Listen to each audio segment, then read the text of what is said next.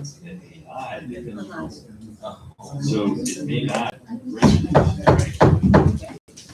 Calling to order the special council meeting of March 31st, 2026. Good evening, everybody. This meeting, of course, has been shifted to this evening from our regularly scheduled event because of spring break. I hope everyone who was able to take advantage of spring break did for doing a nice vacation with their families. Our first order is to call the order. Mr. Schmidt? Here. Ms. Swords? Here. Mr. Modi? Here.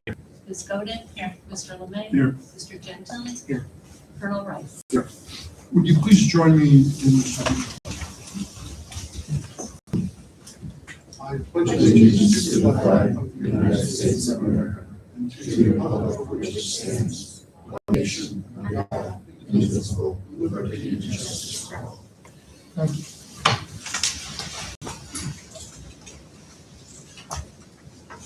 We are broadcasting this evening our meeting using our older technology because our new technology shipped with a defect, unfortunately. So hopefully this camera system is back online. We had some last week shifting between, but looks pretty good as I view Sheila's laptop there. So I think we'll be okay. We should be back up and running with the new camera when we next get together. Hopefully. We are honored this evening to have with us Tina Ludwig. Tina is the Northeast Ohio Regional Liaison for the Ohio. What? You're skipping over the first thing on your paper. That's what I'm doing right now. Oh, okay, I'm sorry. I thought you were doing the rest of the No. Okay, sorry. You crushed my Sorry, messenger. sorry. You stepped on the line. That's it, I'm gonna just leave. It was a good ambition, but I will go to welcoming. I'm sorry.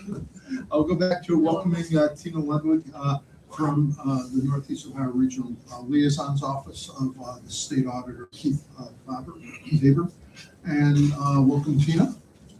Tina is here this evening to present an award to our finance department, led by Peter Rackentor and assisted by Sheila O'Connor.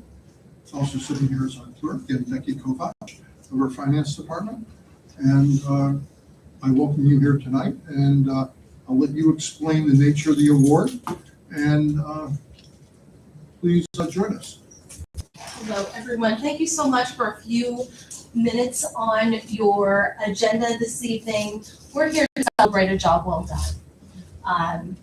The mayor introduced me, and what Auditor Faber likes to say is, I'm your personal customer service representative. So I don't report through the audit team. I report directly up through the administration down in Columbus. So when it says customer service, if there are any issues, which typically our audit teams don't get a lot of feedback other than good feedback. So it's my honor to be here on behalf of Auditor Faber to present the Auditor of State Award to the City of Pepper Pike. Each year, our office is responsible for 4,200 audits of our 6,000 clients statewide. And this award places your organization in a select group. It's only 10% of our clients actually receive the award. The Auditor of State Award is presented to local governments and school districts upon the completion of a financial audit that meets the following criteria defined as a clean audit report. The entity must file financial reports with the Auditor's Office by the statutory due date without extension via the Hinkle system and in accordance with generally accepted accounting principles. The audit does not contain any findings for recovery, material citations, material weaknesses, significant deficiencies, uniform guidance findings, or question costs. That is a lot of work. And every day I get to see that work, and like I said, only 10% of our clients actually receive an award. What this award represents is the hard work of the staff and employees who make every effort each day to attain accounting excellence. We'd like to thank the council, administration, and the finance department that have done an outstanding job watching over every dollar. What this truly means is that across the entire organization, you have the people and processes in place that understand fiscal accountability. I especially want to recognize Finance Director Peter Rancour for his outstanding leadership and commitment to fiscal integrity. On behalf of Auditor of State Keith Faber, I would like to present the City of Pepper Pike with the Auditor of State.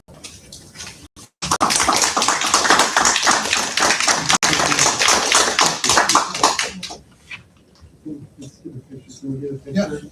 I want, And we need a speech too, Peter. all right, I do want to give a speech because I definitely want to recognize Sheila Brett O'Connor, our clerk of court, and Becky Kovach, who worked with me in the finance department. And, you know, when I got here in April, we were really behind. We hadn't started anything yet. And I know I had these guys under the thumb quite a bit.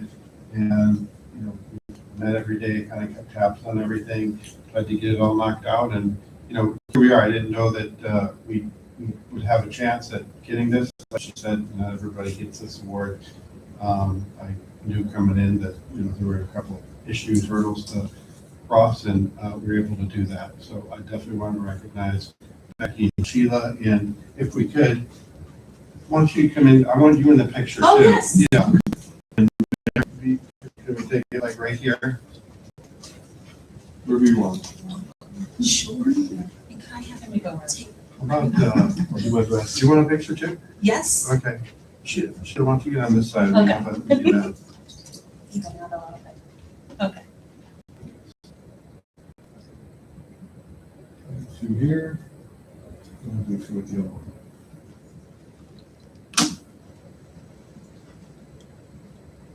This is gonna be much better. My camera's pretty old. And my number. Congratulations. Congratulations. Thank you.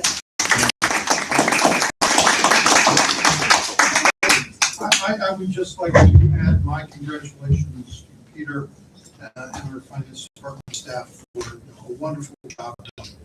And this is challenging to achieve this level of excellence, I know.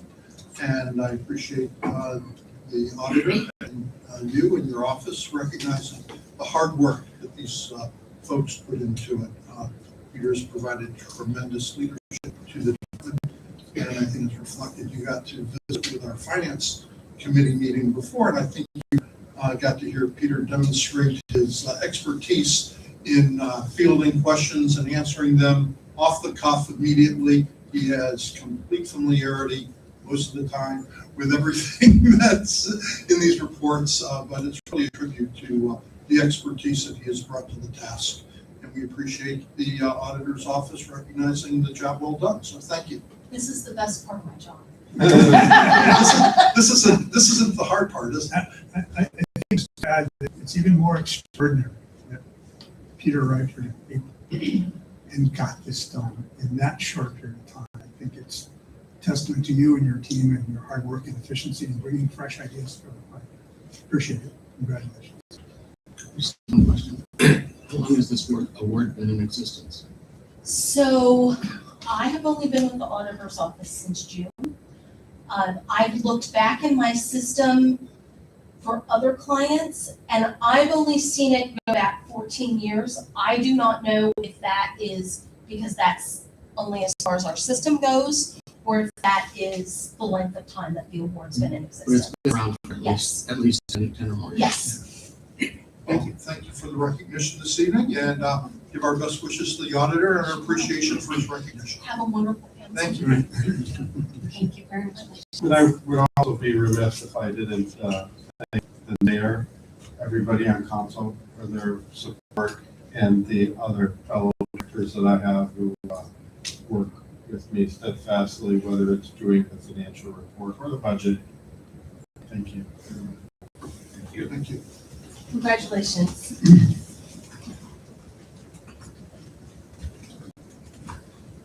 Now, you're welcome to stick around, Tina. We only have, I'm gonna, yeah, I I'm think gonna 15 more leave items on the agenda. just in case there's another tornado that comes. Thank you very much. Alrighty, next we have a presentation to be made by Rust Belt Riders, and I will let Zoe. That's right, Zoe, thank you for making it through the storm absolutely. and getting here.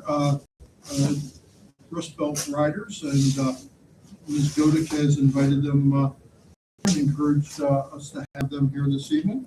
And they provide a recycling program for the city to review and determine to invest in or not. So welcome. If there's anything you want to add, Ms. Godick? go ahead. Yeah, I've had a few conversations with Zoe over the past couple months. She's, really brought me up to speed. So this is a food composting service. Orange has it, I believe, right? And so it's, just a set of bins.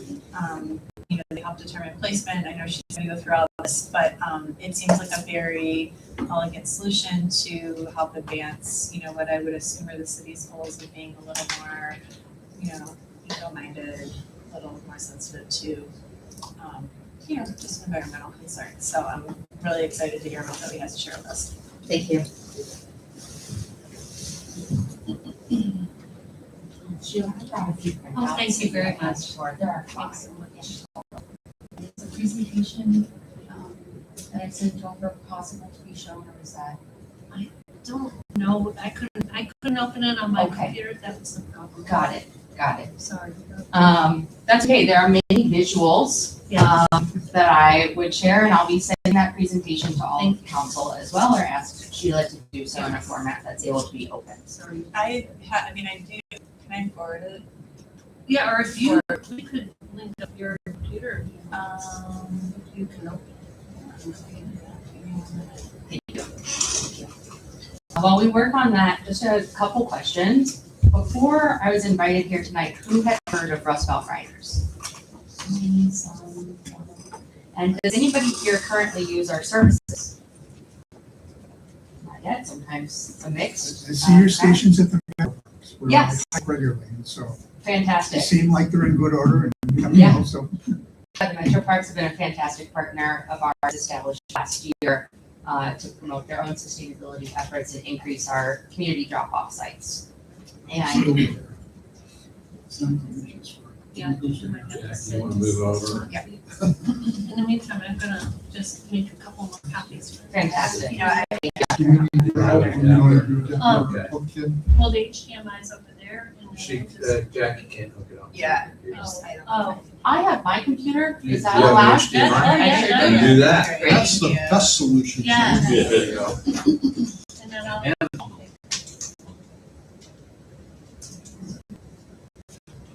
And if you could sit right there, that's what's set up for you. to Sure. present. Thank you. Is it okay if I stand? Yeah, You that's can do fine. whatever you. Great. Thank you very much. What's that? Yep. All right. Let's see my sweet deer background. Oh, no, it's still on here. Okay, great.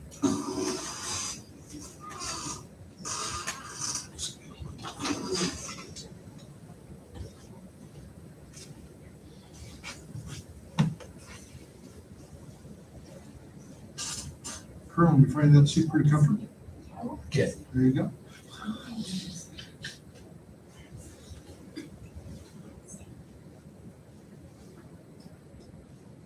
Okay, we're cruising. This is what I'm talking about. Great. So, thank you very much for having me this evening. I really appreciate your time. I know that a city is a lot to manage, and I'm grateful for your attention.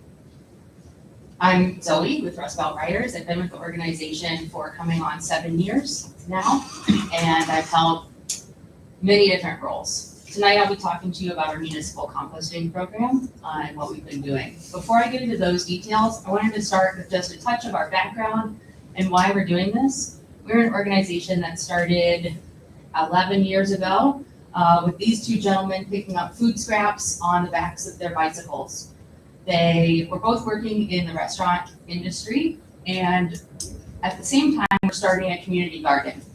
The community garden lacked appropriate soil for growing. Many of you, I'm sure, have maybe put a spade into your own backyards and found the clay that is there. Not only was that soil full of clay, but it also needed to be remediated because this garden was in downtown Cleveland.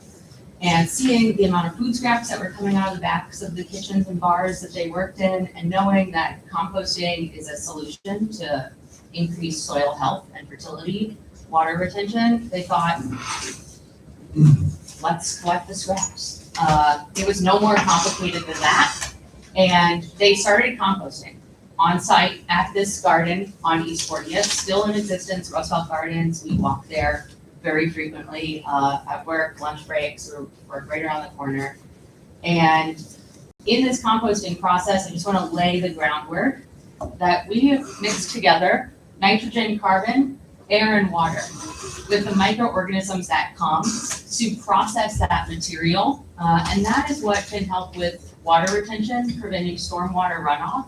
It can prevent methane emissions from emitting to the landfill, and we'll be going there next. After I speak about our community partners who are essential, we cannot do this work alone. And I think that of all people, I know that council can understand what partnerships mean in the effort to get things done. Riddle, Ben Franklin, and Roosevelt Garden were all pivotal in our ability to do what we're doing today, diverting approximately 4,500 tons of food scraps out of the landfill in 2025. This is our team, 30 plus, 8 worker owners and growing. We believe that how we do our work is just as important as the work we do. People are important, and it's important that as we grow as a business, we make sure that we continue to put people and the planet alongside of profit. Some of our partners include many municipalities, Rocket Arena, Heinen's, Case Western, where I just was for the Midwest Climate Conference earlier today, Great Lakes, Camp Wise. These are just some of our partners who are helping us in that effort of diverting waste from the landfill. Why composting? 40% of food is wasted in the United States. Think of yourself carrying in your groceries. Say you have 10 bags of groceries, 4 of those 10 bags, I'm sorry to say, will probably eventually make their way into the trash. Nice, I have the old one with the S. And this will become methane in the landfill. Food scraps rot. They have no nitrogen, no carbon, and they emit methane, a greenhouse gas.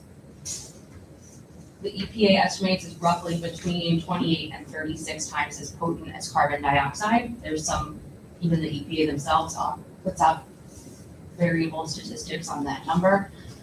And it's also compost an underutilized resource. So when we think about how we are remediating our soil, how we are planting gardens, how we are keeping a waste product or a scrap, food scraps, from keeping that product local, making it back into something that can be useful, we like to, keep that economy circular.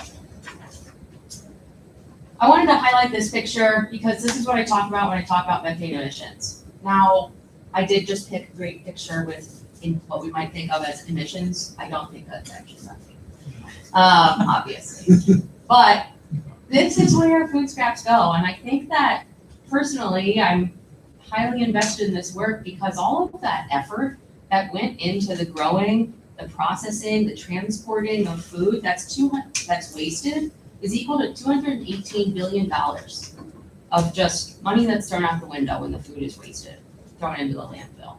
And if we can capture that waste and turn it back into soil, something that's useful, we not only provide a dignified end of life for those scraps, but we also, in some way, shape, or form, I like to think that we are doing better by that $218 billion number. We're actually trying to save it a little bit more. So landfills, municipal solid waste, that's waste that we generate. It's a byproduct of being alive. It's okay, trash happens, but food isn't trash. When food ends up in the landfill, it emits methane, right, which I've been sharing, 28 times as potent as carbon dioxide. It's the third largest, food scraps in the landfill are the third largest methane emitter. Behind what we have here is our industry, natural and gas, and then enteric fermentation or agriculture, otherwise known as cows, if you will. Breaking wind. Breaking wind, thank you. We're not the only ones talking about this. I'm part of the steering committee for the National Composting Coalition. There are 400 other community composters across the nation, along with, I'm sure, I don't have the number, hundreds of other industrial composters. You can think of Scott's, they have a compost site, et cetera, businesses of that instance. Along with the EPA, reducing wasted food is important to the Ohio EPA as well as Rust Belt riders. We see compost behind feeding animals, donating, and prevention of food scraps, and before anaerobic digestion and the landfill. So it's on there, it's being talked about, it's an issue. Let's bring it local for a second, and then I'll get into the program and make sure that I'm brief, but give you the right information to make the most of our time. 60% of Ohio's landfills are composed of municipal solid waste. That's our waste. Of that 60%, approximately 30 is actually able to be composted. We could be keeping that out of the landfills. Compostable organics, that's food scraps. 22% of our landfills are food scraps. Another 5.7 is yard waste. That's our carbon source. That's what can be kept out of the landfill, brought into our compost site or other compost sites around the greater Cuyahoga area and composted. Municipal composting, from the community to us, made into compost and soil and back to the community or other farms. It's a scalable, low-risk organics diversion solution because Rust Belt Riders has 10 years of experience in the industry and national partners, as mentioned. We have 10 years of logistics experience hauling wet, heavy scraps. And over, I want to say, the past 2.5 years, we've also been closely partnering with municipalities to make a solution that's viable for the entire city. That's my great friend Dorian. What this program delivers, of course, food scraps kept out of the landfill, clean, odor-free, and well-managed sites, along with data that can actually help the city drive decision-making for how to be a more resilient community, for how to understand what is being kept out, how many people are participating, and what that means on a larger scale. So the program, strategically place compost sites with secure animal-resistant containers and ongoing monitoring, data collection, and reporting, along with resident registration. We ask people to sign up, even in our municipal services, when anybody can use the bin. We host that sign-up form on the city's website, skip forward and back. You can see this is Cleveland Pike's website. You have a bespoke registration form so that we can track who's using the bins, who's signing up for the service, and handle those communications when people could be doing a better job keeping non-compostables out of the bins, right? So it's really easy. You receive the 4-digit code, you collect your scraps at home, and you bring them to the site. We like to host our sites in places that people are already going. What's unique about our program that sets us aside or apart from a backyard composting system is that we can accept meat, bones, and dairy because we compost using a thermophilic composting method, bringing our piles up to 131 degrees Fahrenheit, which kills weed seeds and pathogens.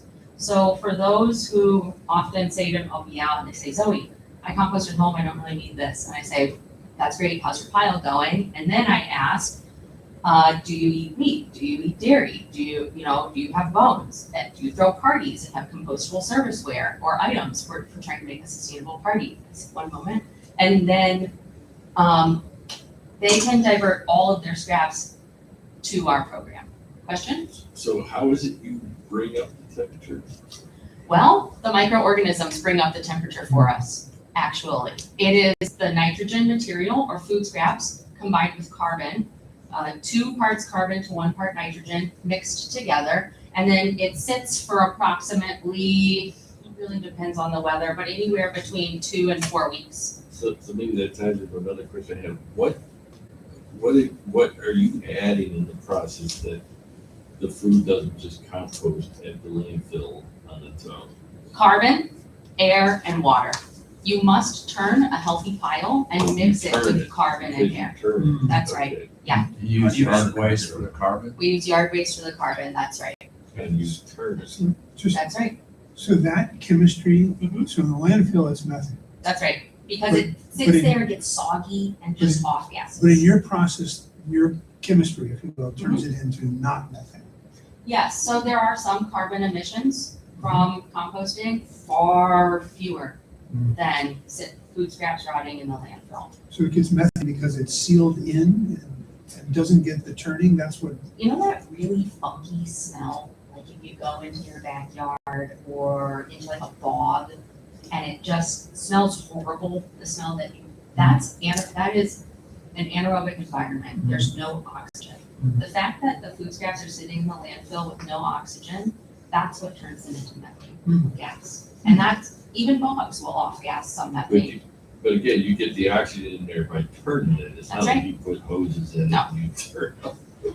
No, we could, there are composting methods that have pipes and things, I won't go okay. there But tonight, it's the turning that puts the oxygen in, that's right, at regulated intervals, that we take the temperatures of the pile and turn them into fire. Where's your turning site?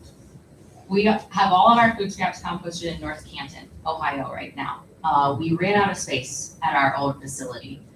We did work closely with the EPA to increase the composting footprint, probably, I want to say 7 years ago at this point, but 500 square feet was not enough for us. Once we started partnering with finance, that came over. It was time to find a new site. So we partnered with Hertz Brothers. They manage the earth and wood facility in North Canton and help us bring our material there to be composted.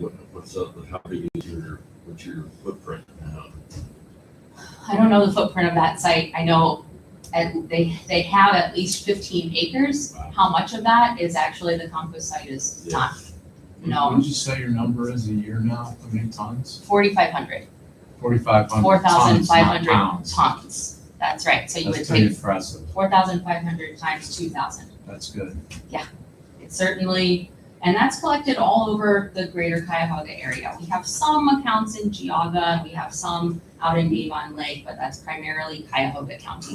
Would you be interested in our leads? Yes, Yeah, if you would like to talk about leaks, we'd be more than happy to talk about leaks. Is the 4,500 tons, is that your tippage, or is that the finished compost generated?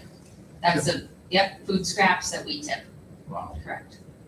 that's We tip all of that waste from the collected sites that Natalie Schinter helps to manage. She is the people person.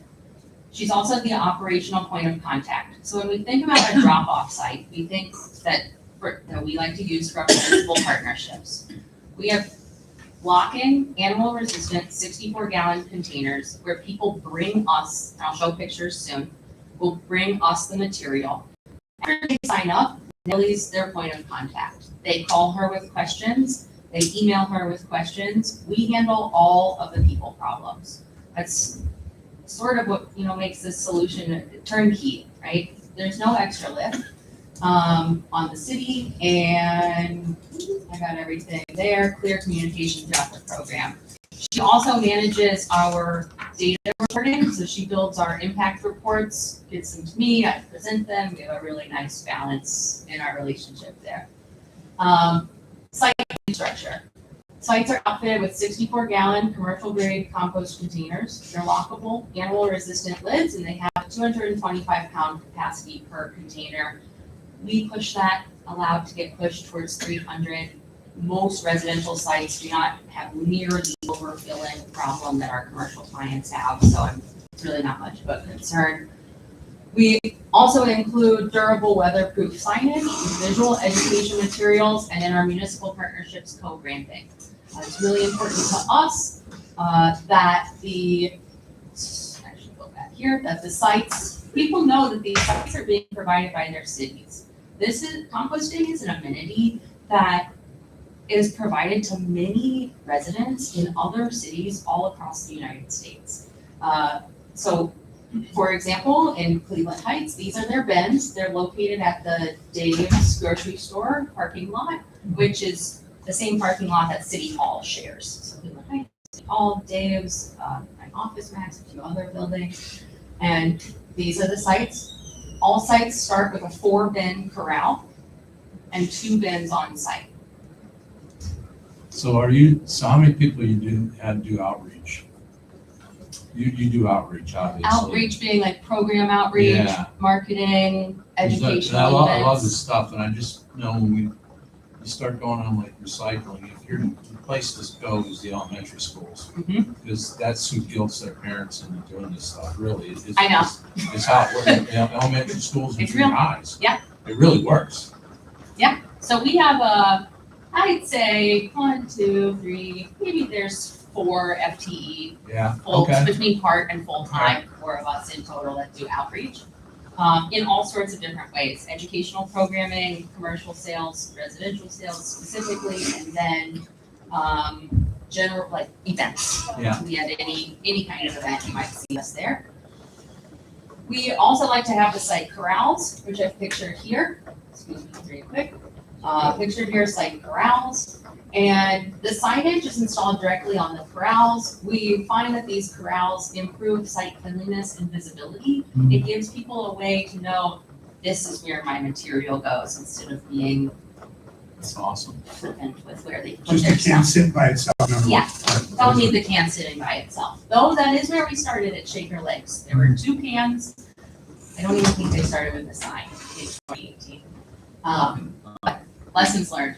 Just a question. Yeah. So the resident opens the lid, That they unlock the code, the code, they okay? take off the lock, open the lid stays up because this signage holds the lid back, so there's no Okay. lid falling on whatever.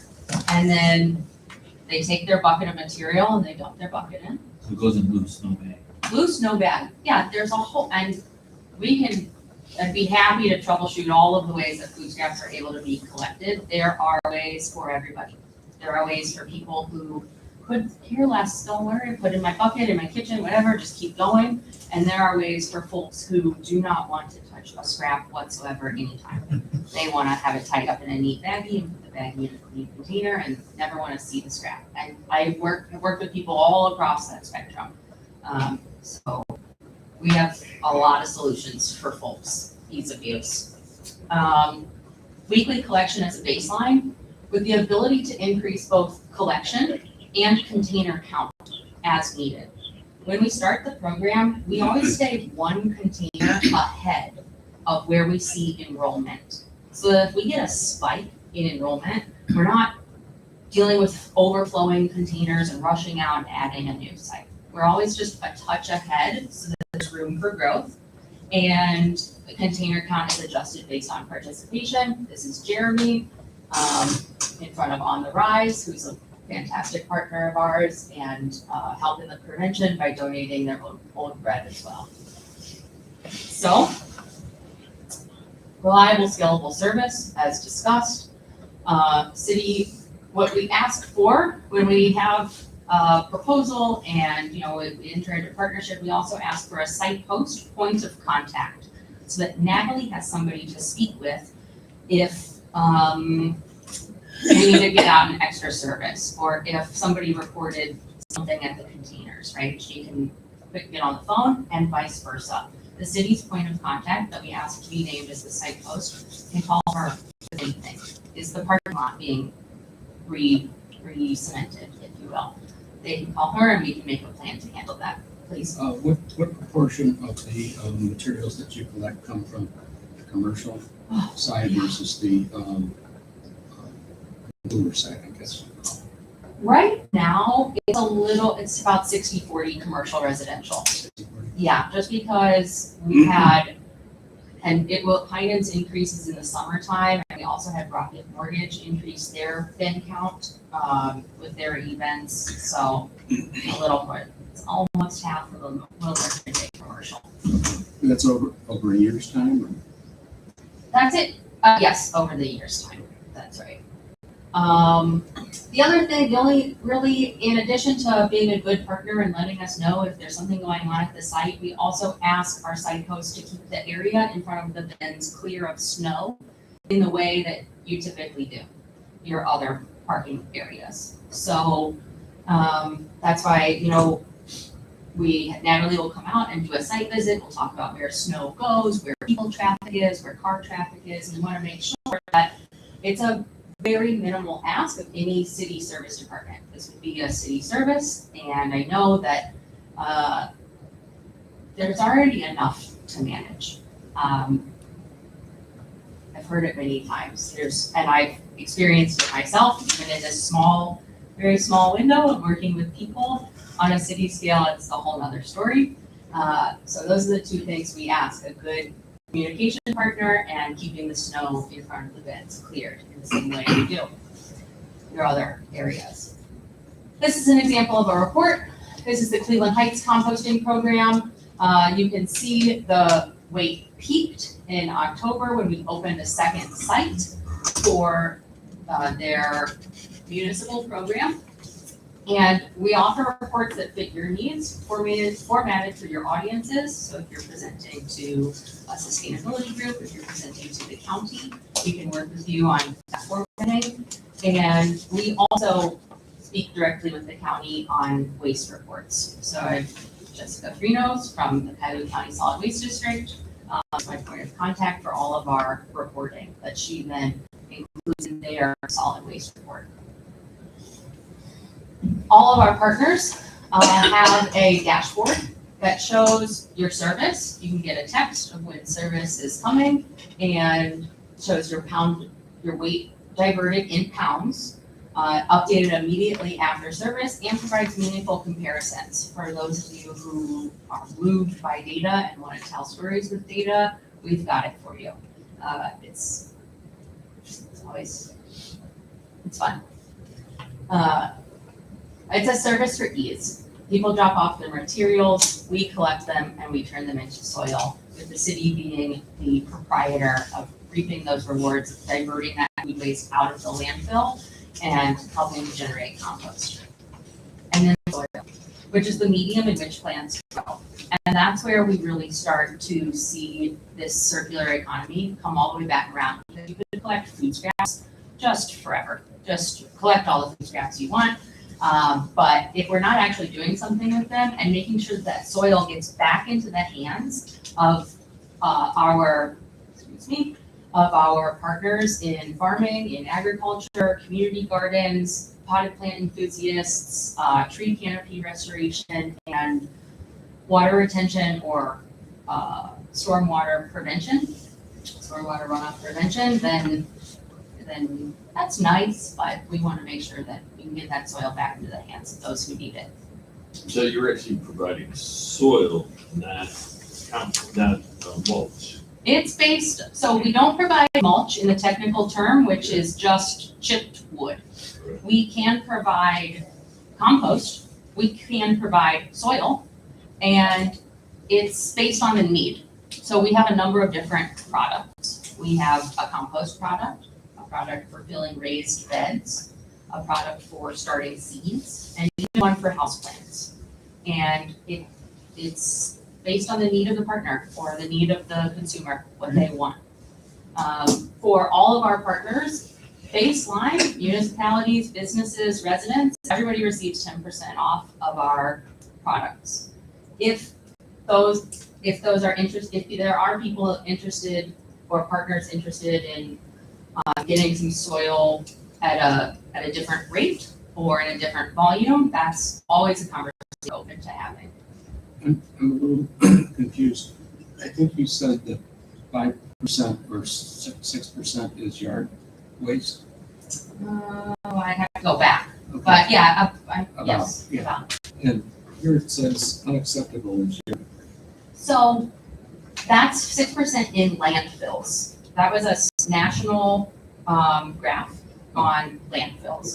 Most riders in our municipal composting program, in those bins, we don't want household yard waste. Okay. People will, and they already have in other cities and we've But you need corrected it. You need that for the carton? We do, yes, but we don't want it we want it in bulk. Oh. We don't want it in little bags in the bin. The bins are for food scraps and nitrogen. Thank you for asking. And you sell this, right? You Mhm. sell this. Mhm. You bag it? Mhm. Okay, all good, good. Yeah, we bag it, we sell it. How does somebody get it? Do they have to come to a central place so they can come and pick it up? Many ways. You can pick it up from our headquarters downtown. We can deliver it in bulk. Or we could have like an annual sale out of the parking lot? Exactly. Or could you use technology, the residents who sign up have a unique identifier, and they get sold back as part of participation? That is what we offer for our home pickup service. So our home pickup service is at a higher price point, and home pickup gets soil back for free. Right now, at the scale that we're at, we cannot yet offer that to our top customers, but we look forward to doing that in the future. Do you have any material on home pickup for later? Yes, But I think it would be, you know, yeah, like once a year, we could, okay, all you people who were donating to the city compost, you know, here's your opportunity to pick up soil. it'd be great. Yeah. Something that, like I said, if that is something that would be required in a partnership, we should be talking about that. Because what I find is that given our current scale and our ability to be flexible, we can make the right decisions for all with that in the So business. do you have some expectation? I don't, maybe I should let you just finish. I'm almost done. I'll hurry up. We've been going for a minute. Doing the back page? The costs here for municipal, so we can talk rate, bill, yes, food scraps, yes. I understand that there are real costs associated with all services. The cost associated with our product, with our service for municipalities is $85 a bin with startup costs for the first year, which include the corral, the program outreach, and we recommend that municipalities purchase buckets as well to give to their constituents. $85 one time? Per $85 a bin month? serviced. So Yes. every Per week, month? is it every time it's empty? It's on the It's- last page. So it's 80, so we come weekly and we service a container. When that container is lifted and put into our Oh, site, okay. that's $85. Yeah. We track that and for other municipalities, bill invoice accordingly. So I'm sorry, this graph is not, I clicked on the first presentation, I should have clicked on the second one when I did it. But each one of your packets has an end page that shows the overall costs. Each corral costs $2,000 to build. The program outreach is $1,500 and the buckets are $12 per bucket. With the bins, and this shows approximately how many bins are serviced. So let me just pause for a moment. Do we brand the buckets? The Rust Belt Riders branded. Gotcha. Yeah. We start with 4 bins on site. As we see enrollment grow, the budget that you have shows that we grow to 6 bins and then 8 bins over a 3-month period, 4, 6, 8. That is an assumption based on what we saw in other municipalities. It is not the final, right? What we can do with partners, with different municipalities, it is slightly different, which is, I believe, a good thing. For some that it is variable billing, invoicing, and for some it's flat rate. So to say we can get you to this many. With the flat rate though, it becomes a little tricky because if we hit a cap, we have to keep an eye on that data very closely. We want to make sure that there's always enough service for all of the residents, right? It's resident service, we make sure it's done. So something to be discussed in greater detail. I want to be just cautious of your time. You're selling the soil, Mhm. right? 'Cause what I was trying to figure out, is there a way that we can sell the soil? to You could do our like the fee, tree giveaway. recoup our fee that you're charging? It's So- part of their business.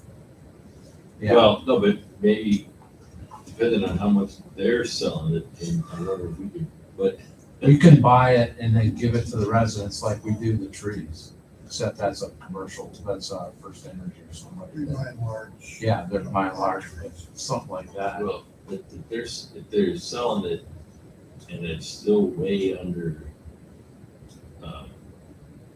retail value, we could mark it up and maybe recoup the cost. I don't know that that's the right way I to would think rather about that it. go to the co-op. Yeah, Yeah, I mean, they have their business model and this is a service yeah, we're they're providing. nonprofit, so they're. And the doing thing it I right like at about cost. this model of the billing is you're I mean, aside the startup costs are what they are, but then you're paying for what you use. So say it takes off like wildfire and all of a sudden, a quarter of the city's composting.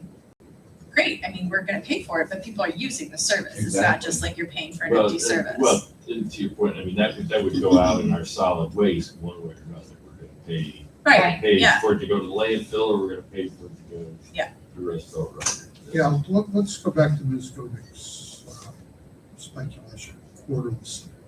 That seems like a pretty high percentage to me. Is that an accurate reflection? What are you seeing, you have a lot of data you said. What are you seeing statistically? Currently For- 10, go ahead. No, go ahead. 10%, so we take Shaker Heights. It was the second city to participate in municipal programs. 10% of their city are participating With the drop-off site. with the municipal drop-off sites. That's correct. So how many people is that? So what did they have? 30, so I don't have that on my head. Okay, whatever. Yeah. It's 10%. So, yeah, she's saying 600 people for us and we're Right. 6,500, so 600 people would be 200 households. about that, Right. which is about a little less than 10% of households. Right. Yeah, we have about 2,500. And I mean, for what it's worth, this is an extremely obviously informal Facebook poll. I think there were maybe like 70-ish people responded saying they would use it. So Yeah. follow through on that, who knows? But you're also capturing a smaller part of the population. Right. So, I don't know. And if it starts small, it's got a chance to grow too. Yeah, I think that the education component would be key. But Interesting to the know how much- downstroke is, whatever this number is, $30,000 start. So that would be if we see that and I just want to reiterate Ms. Godek's point, that it is by usage. This assumes that in your second month of service, we have to increase the bin count. It would be amazing if that many people were participating. We would have to see what it looks like, right? So it's possible that it is lower than this. It's possible, though slightly unlikely, in my opinion, that it would be any higher. This is a very conservative estimate of how many people, meaning that we think this is probably a little inflated for usage, Upper bound. upper bounds. Because when you go into the program, the people who are initially most enthusiastic about composting are people who are already composting. Mhm. And now, if they participate in this program, they will not have the benefit of their own composting effort. It's gonna go away, and now they're not gonna be able to go till it into their garden or It's wherever. And it's that possible it concerns me might. a little, that idea. Yeah, it's possible it might, and I think that's an important note. I also wish to offer back to the what can we accept, that often folks may not actually be able to manage all of their household generated waste. Through all of the customer interviews and discussions I've had with people across the county, they say, oh, I started managing some of my waste and then winter came and I didn't want to trek out to the woods or trek out to my backyard and have to do it. And so they start participating in our program during those months and they can come and go as they need to. For example, we would be able to accept their whole birthday party suite of leftovers, cake, pizza bits, the compostable cups and serviceware that I would never recommend anybody put in their home pile. So I think that your point is really important, that people do manage their own and feel it and have that relationship with their own waste in the yard. And they may also use our services for other. But the real cost here is based on usage. That's right. Right? So, we might start with 18 bins, and let's say it was a dud. Right. And we might have to back off to 8 bins. Yeah. And Just it would paying what cost we us use. less money. Right. But whatever we end up paying, that tonnage is not, we're not sending it to the solid waste, so we should be. Yeah, there's an offset or something. Well, it would be interesting to know the difference in the cost. of Jim, what- what's our tippage fee for landfill? Let's say $49, $49 a ton, solid waste. it's like this scrap would be otherwise. This scrap it goes under solid waste. Yeah. I think that's, We'll get figure out what a ton. It's 3,000 a month on average for the city. Mhm. And 200 homes use it. Mhm. That's $15 per home. Mhm. That the city is subsidizing. That's right. I think a new program, but to move the needle, the at-home pickup would it would convert way more people.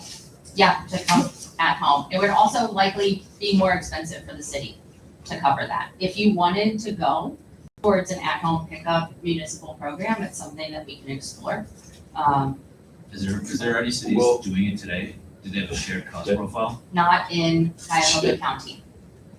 Jim, what would you think if people were able to put the compost in a separate container that you guys would pick well, I up? didn't hear the first part of it. A different What- color bag? Somebody else for you to pick up with you. If somebody's putting this in a container for us to pick up, Yet another colored bag that you guys would pick up. it wouldn't work. Because that's just another vehicle Yeah. going up a driveway. That's another manpower over a year. No, I was thinking more along the line, the same vehicle. Well, the same Pick up, vehicle's already taking solid waste and recycling. I mean, it's, like, what else? And have them here. What about just residents who want to pay for it on their own? Residents You who offer want to that? pay for it on their own can pay for their own home pickup service, and we offer that across the county. So we haven't had as robust marketing efforts for Pepper Pike, but we do have at-home pickup that's available. It's within the service area currently, and we have 2 or 3 that are doing it. 2 or What's 3, households that are paying for In the whole at-home pickup county? service in Pepper Pike?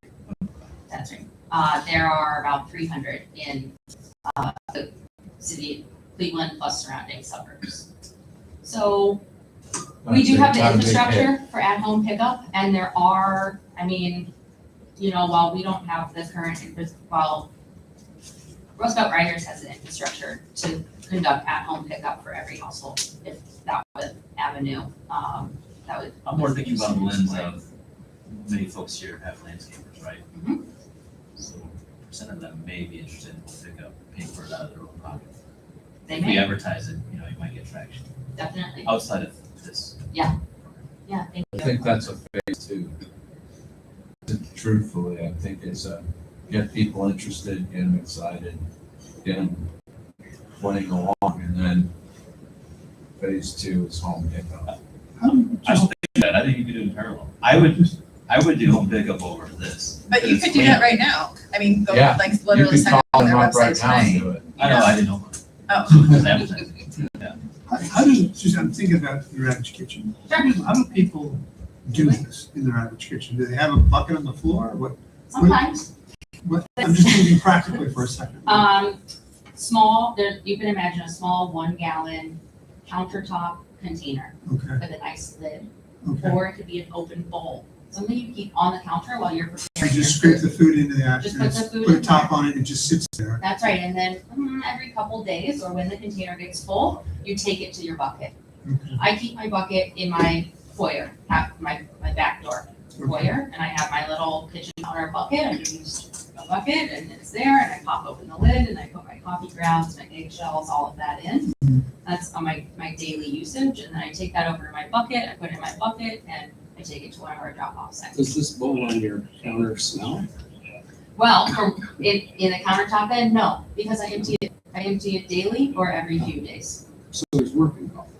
Yeah, it is a habit. And I think that that is one of the aspects of composting that is, yeah, it's an activity, it's something that you do. It's something that about 5,000 households in Cuyahoga County are already doing right now with our services. And can I speak to that? I was an at-home composter for a few years, and the first time I went to my mom's house and was making a fruit salad and had to throw away the rinds and stuff, it would hurt me in my deep in my soul.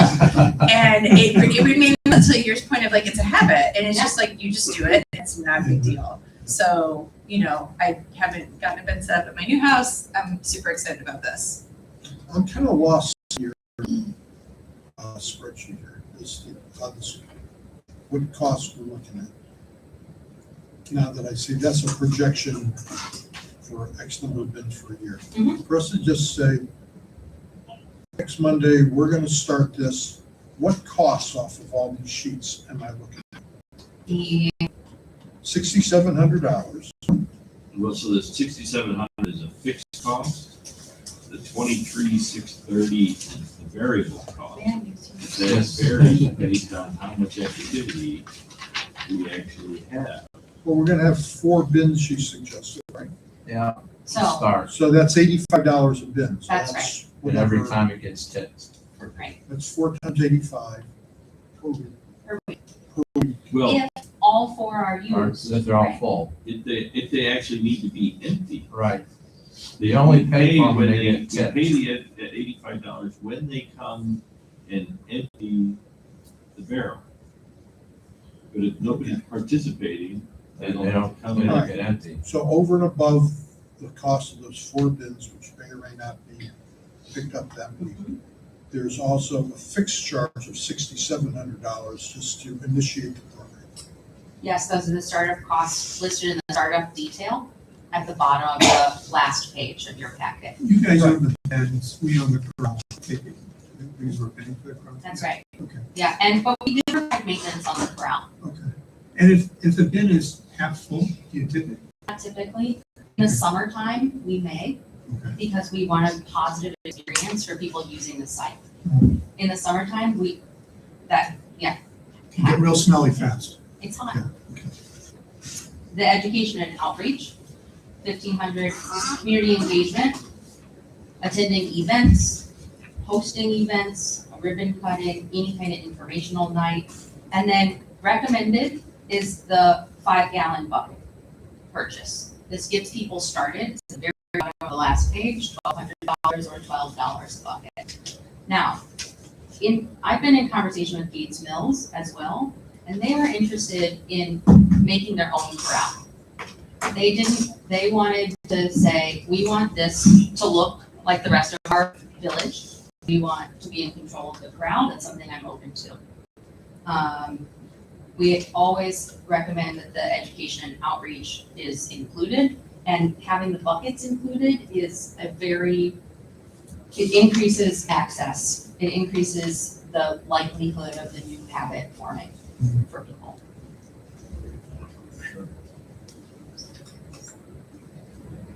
So Zoe, from your perspective, what would be next steps if we, discuss and are okay, yeah, we want to move forward?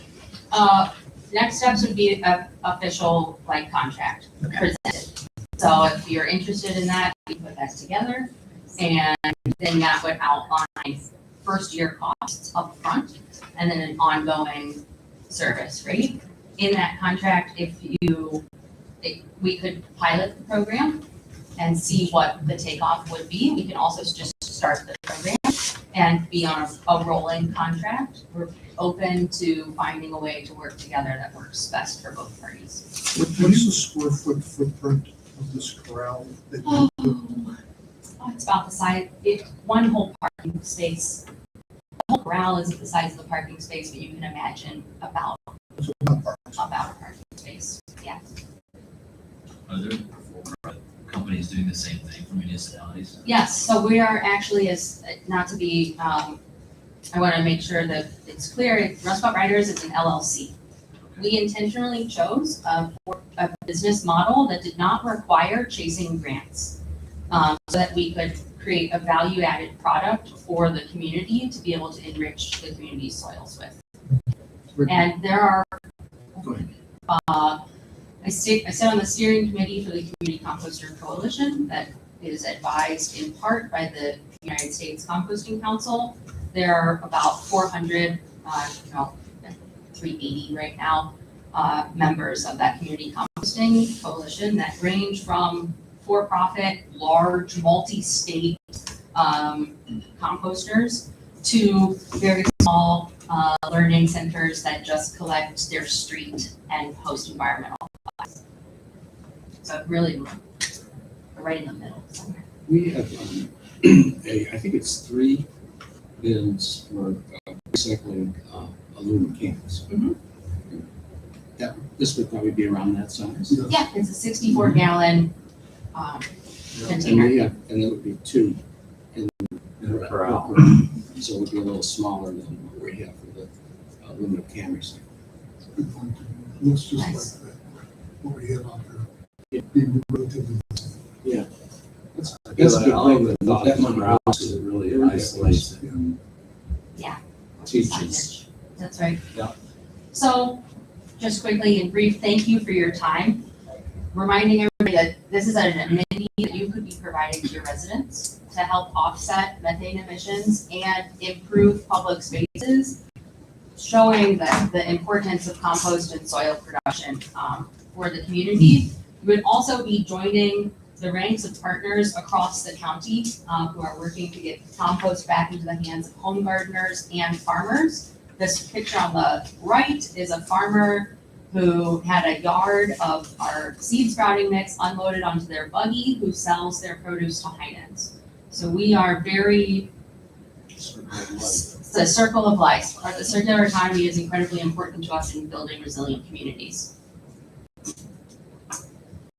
Yeah, the one thing I still want to understand better, maybe you can tell me where it goes, is getting the soil back.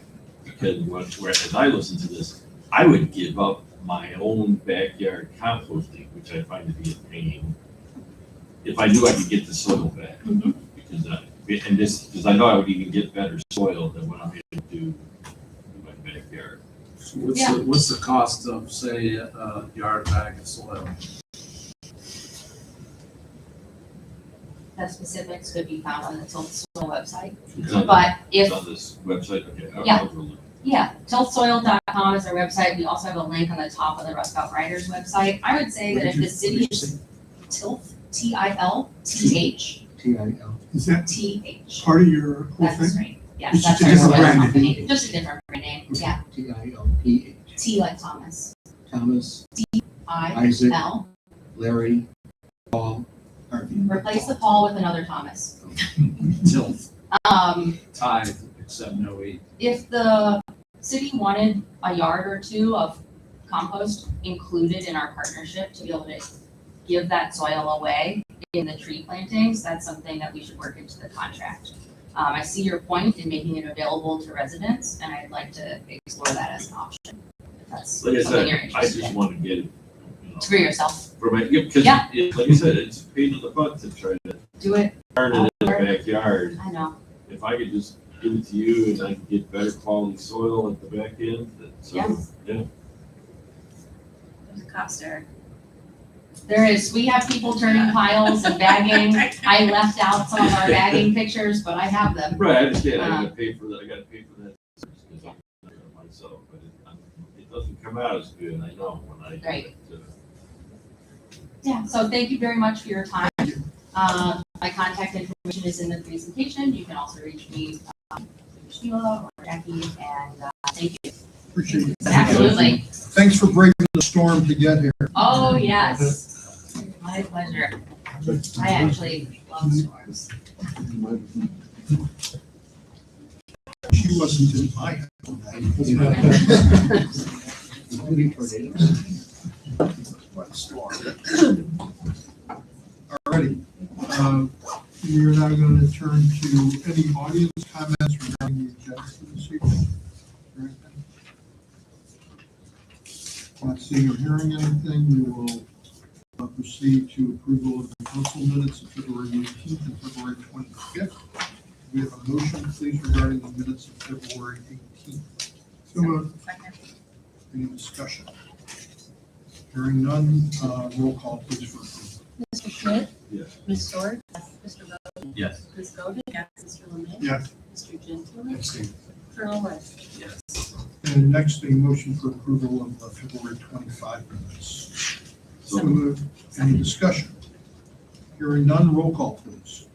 Mr. Schmidt? Yes. Ms. Sword? Yes. Mr. Bowden? Yes. Ms. Golden? Yes. Mr. Lemay? Yes. Mr. Gentleman? Abstain.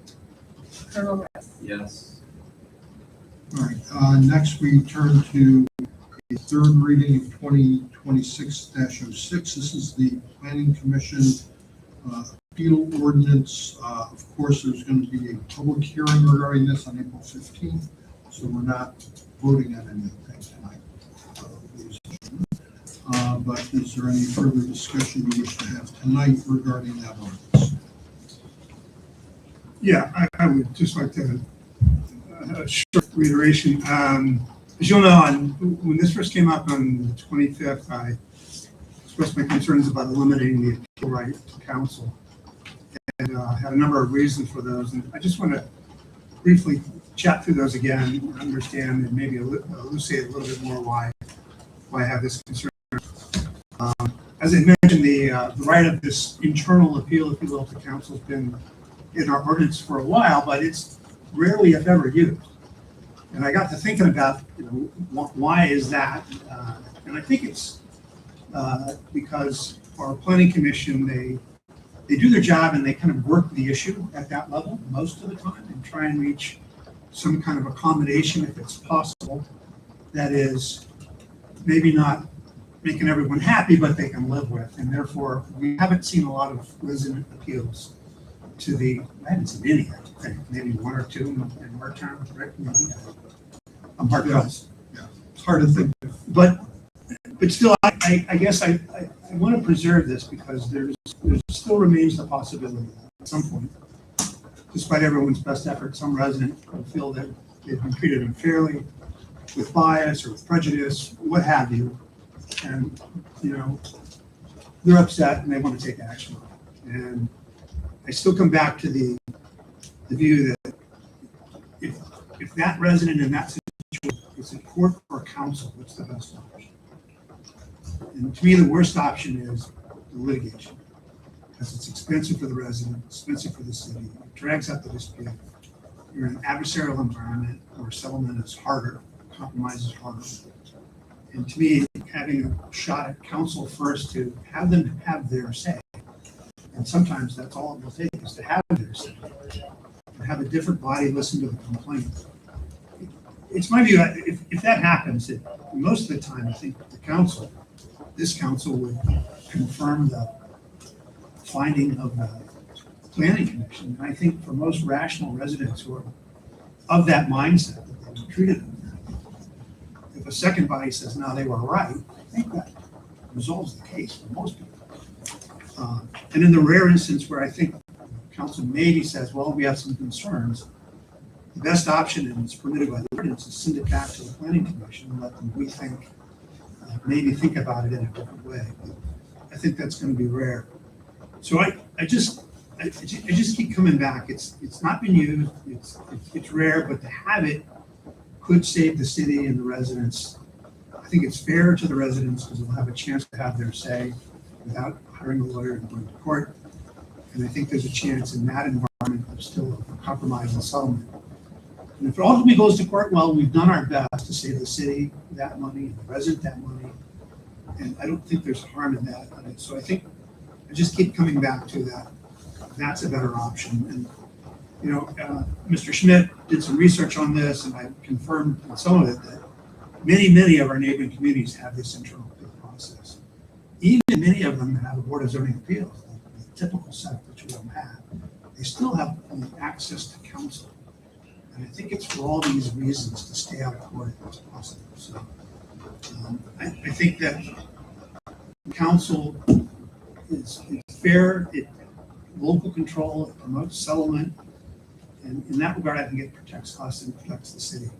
So I would As I mentioned before, I'm in favor of deleting the clause on the automatic review. Council audit this. And just to reflect that, I put together the ordinance.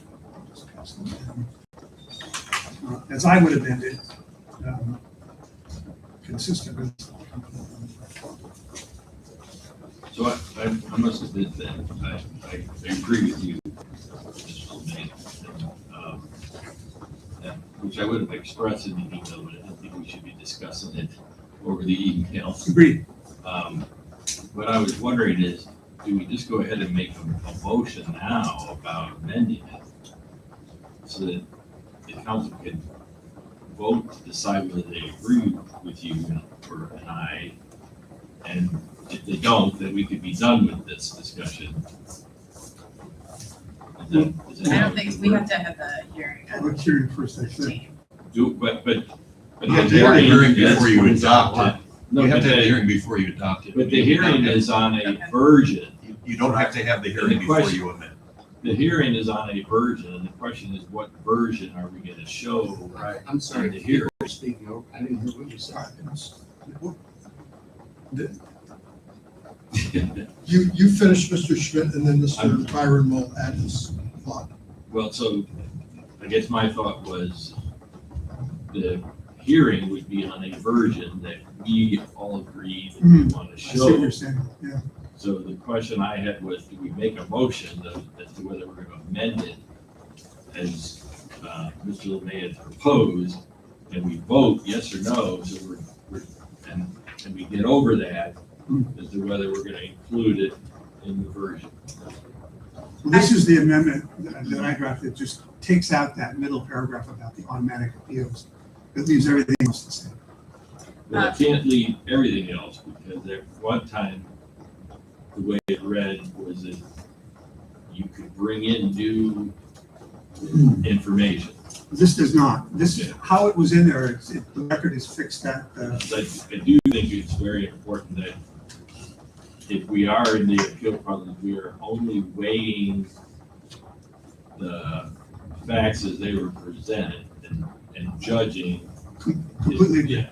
completely, and this says in the bottom paragraph, if there is a review, it's on the record before the commission. Yes, Yeah, so this is, and that's what's in there already. exactly. So that's not a change. That was in there. All right. So, So I've got, Steve, what did you say? Council can vote on a motion to amend the ordinance because you're not enacting the ordinance. The public hearing has to come before council takes a motion to enact the ordinance. So we could amend. You could amend it.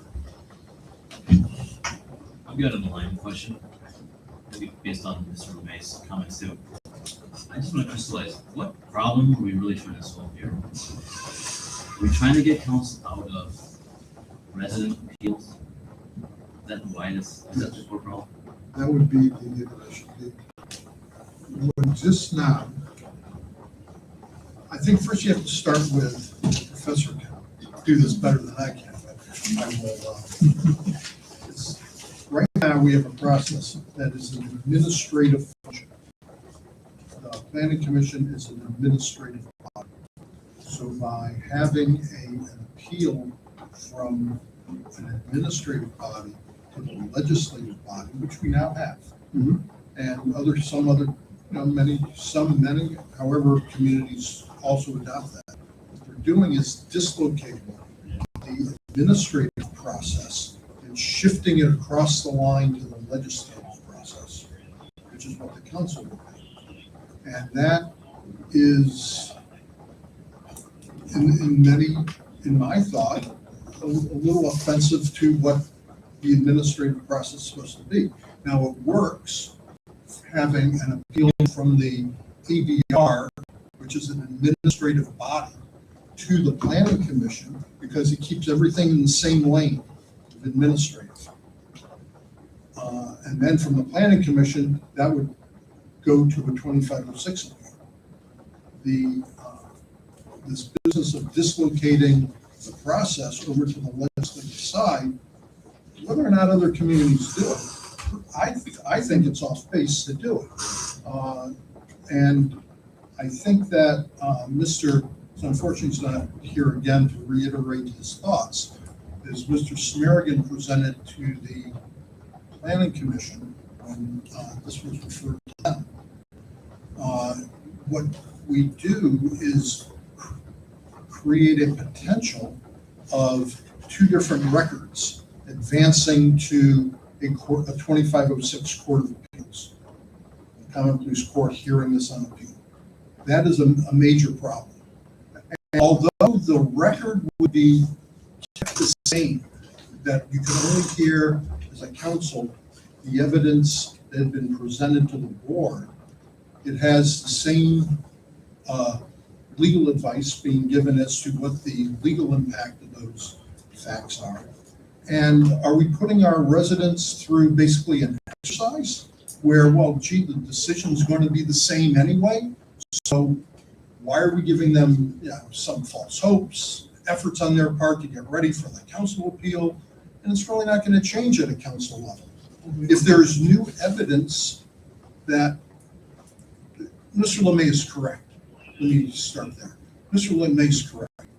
Most things during my 14 plus years experience chairing the Planning Commission are worked out at that level, very successfully. And when we see or you observe that this isn't going to go the way anyone, either the applicant or maybe someone objecting, would like to see it go, the Planning Commission, which is a majority residents, not elected officials, it's a majority residents, works very hard to come to an educated accommodation of, getting an application either voluntarily withdrawn so that it doesn't rise from appeal, and let's rethink how this works, which was a circumstance that the Planning Commission recently achieved with someone who wanted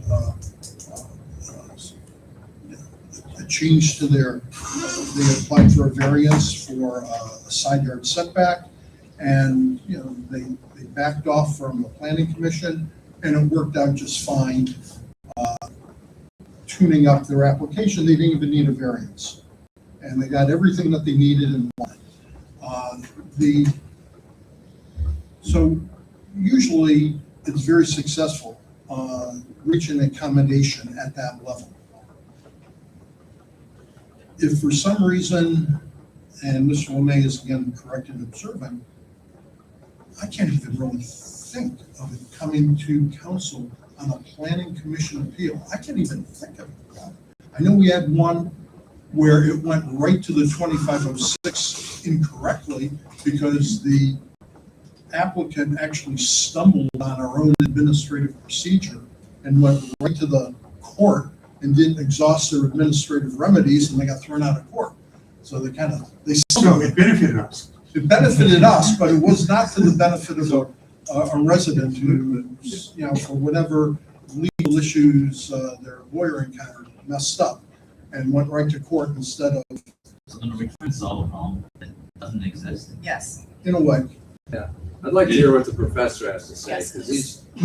he's, If I may respond to it, because I agree with you. It's rare. I think it will happen. But if it happens, this is a tool and that many communities use to have an appeal process to help resolve it. So if you have a resident who thinks they were treated unfairly because of bias or prejudice or personal animosity, what it is, it's better to have a chance to settle it internally with counsel considering it. Don't they still have that chance, Mr. LeMay? Not, If it goes to court, you can still settle it. It's almost everything. But you- 98%. but going to court imposes hiring a lawyer, filing a lawsuit, all of those costs that go with that, and that imposes the same cost on the city. But having one more step internally is a chance to settle it and resolve it without doing that. So So the way I think of it is, in most, let's face it, 99.99% of the cases, the council's gonna be aligned with the commission. But it's one other opportunity to kind of reassure the resident of what the decision was, without anybody having incurred the litigation costs. Well, Eric, I think that's where the findings of fact would come into play, and that's sort of what set my mind at ease. To your point, is that right now, Steve, do you want to speak to this? Sure. The problem that I would have with this proposed amendment, it does not pick up the conclusion of fact process that the new ordinance provides. That's where if the planning commission makes a determination and there's been either it's going to turn down an applicant or there's an opponent who has come forward and objected. In other words, someone who would have standing to object to a decision that grants a relief to the applicant. The commission, under the proposed ordinance, would enact, take a month off, come back and enact a decision or adopt a decision with conclusions of fact, which would provide a better defense if it were to go to court, and also provide the psychological benefit to the applicant that there was a reason, the basis for the decision applying the facts to the law of the case. The other thing that I would say is after that action by the planning commission, the only thing council can do is make the administrative record worse. Yeah, but I'm sorry, can I finish? Yeah. Because there's, I mean, there's, I'm on a roll. okay. The council is either going to make the same decision that the planning commission did, as discussed, based on the same record, which would make the applicant understand, question whether the appeal was actual, or make a different decision on the same factual record, contrary to what the planning commission had decided and the rational basis. No matter which way the decision goes, if to go to court, our position would be worse, the city's position would be worse than if the commission's decision were final within the village. I disagree 100%. As I pointed My out, question real quick. What is triggering the creation of that record? It would be the proposed change in ordinance that requires, if there are certain circumstances, the commission would What are make those a motion, circumstances? would make a, if there's a denial of a request, a denial of the administrative relief, Yeah. or if someone has shown up in opposition and by doing so become a person who could take the matter to court. So anytime there's an opposition, we're gonna create that document. Yes. And also, I think it's important to remember that if someone gets turned down at the planning commission, they can make changes and reply within It's your not a plan. dead It's issue not, for you know, they're not gonna keep bringing the same plan back. But ultimately, what ends up happening most of the time is that it's worked out. So like the that, mayor but that said. speaks to the fact that this will almost never get used, and I agree.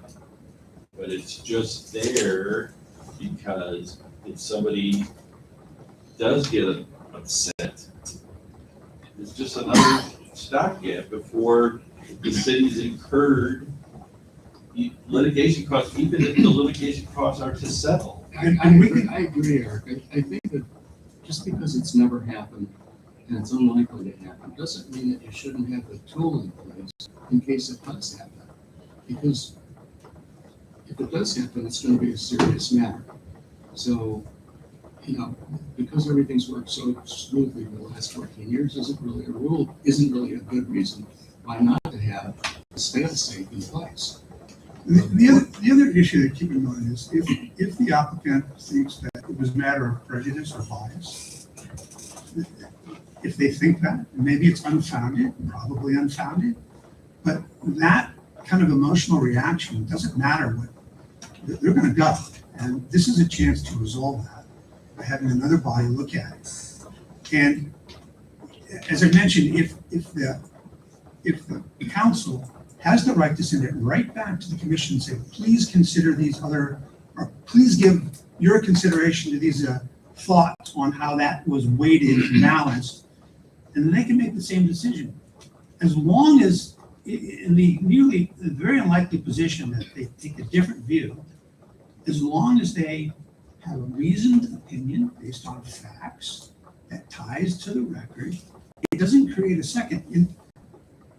In our entire judiciary right now, federal estate laws, we have a common pleas court, district court, and court of appeals, Supreme Court. How often does a district court decision with the record go up to the Court of Appeals and get reversed? It's not infrequent. But that's not really an analogy. Well, it is in this respect, that it's a bunch of really smart people looking at the same facts and valuing or weighting the law differently. That is an analogy to what the council would be doing here. Same facts, same record. Unlikely, I think, very unlikely. To me, this is a tool for someone. If a really angry resident is going to run off to court, this is a chance to resolve it before we're incurring legal fees, the residents incurring legal fees. It's the last tool available. There's value in having that there. So my thought is, listening to that, is if it's amended, the way it's being suggested, and if there is incorporated into it the requirement that the commission generate findings of fact and conclusions of law, and that there is a standard of review of arbitrary, unreasonable, and capricious, which is the standard of review for this sort of thing at the council level, what is anticipated and that the council cannot receive new evidence other than to, like, I don't know what the anticipated change of decision is going to be that does not result in this parallel conclusion going up, because the city. I'm just not sure it's about that. I think it is the combination of how infrequently we expect it to happen with taking away a resident's access to, like, the council. Like, Yeah, but why? And that goes back to my point, though, Mr. Riggs, about access to the council is access to the legislative body.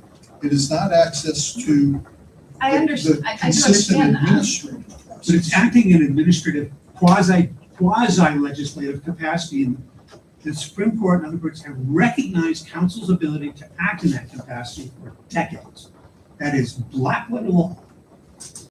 I would say, if 14 years, this has been working smoothly, right? That was the word used, the current language. Personally, I don't know. That's fine. If it gets incorporated the standards that are missing right now of findings of fact, routine findings of fact and conclusions, and a standard of review, because a problem is there is no published standard of review as to what happens at the council level.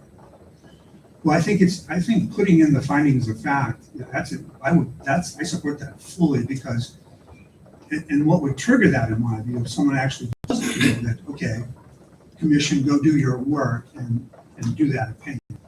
So that's the way that it could be triggered in this.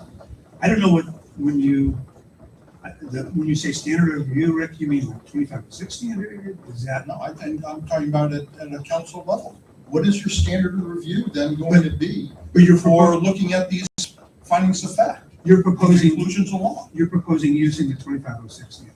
That would be the same standard as a 25-06 court would have.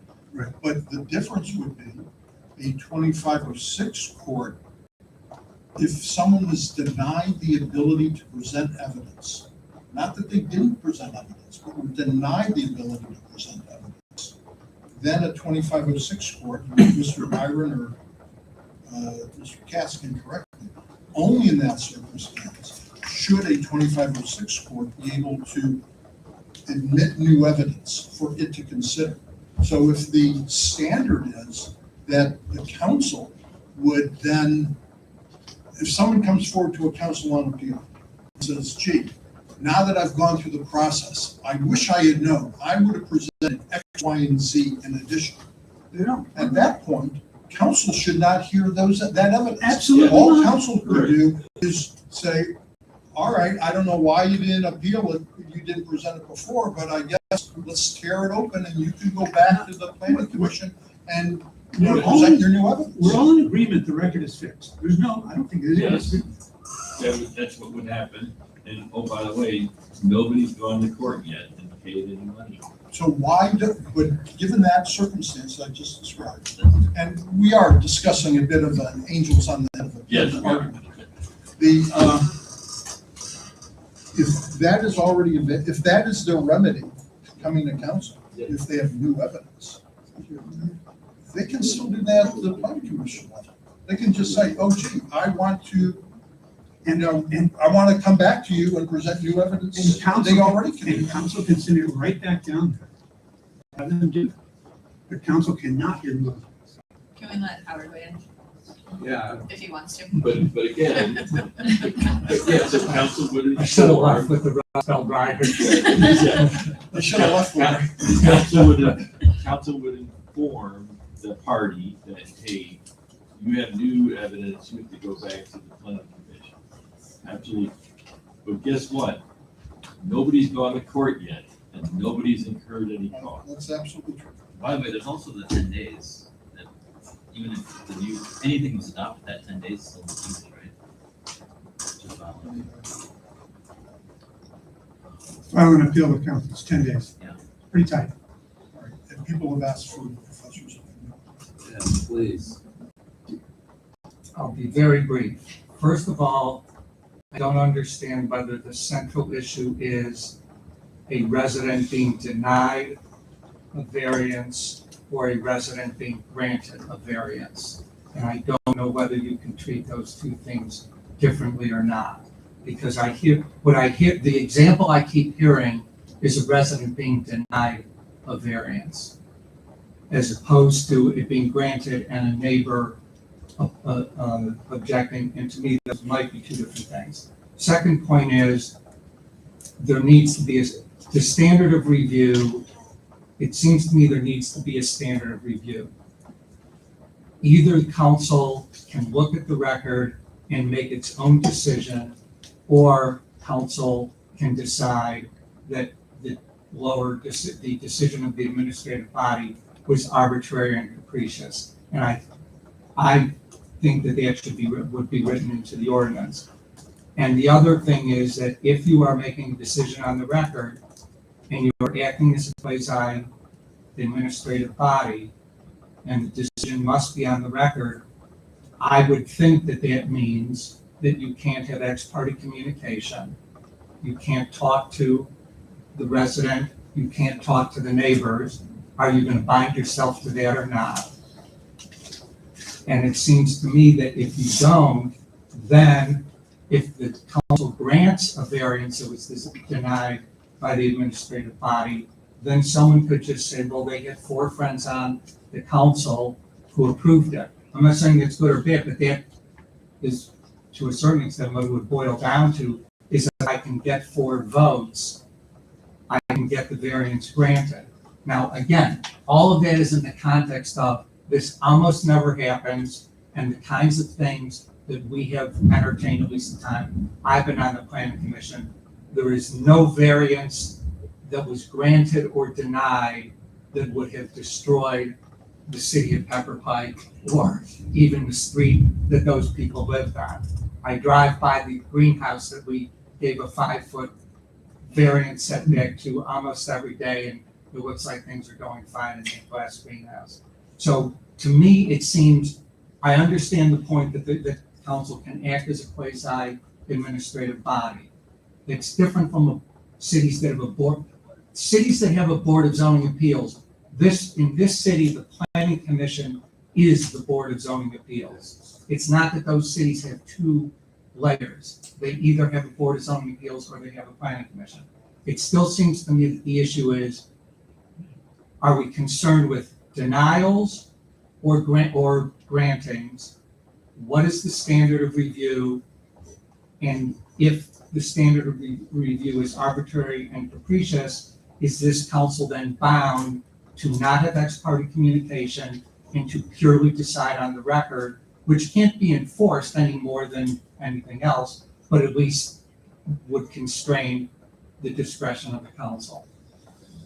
Yeah, I think it's denial, but it's also a grant where you have a party withstanding the next door neighbor, is how I envision this. It's both of those people who would have the right to pursue the appeal.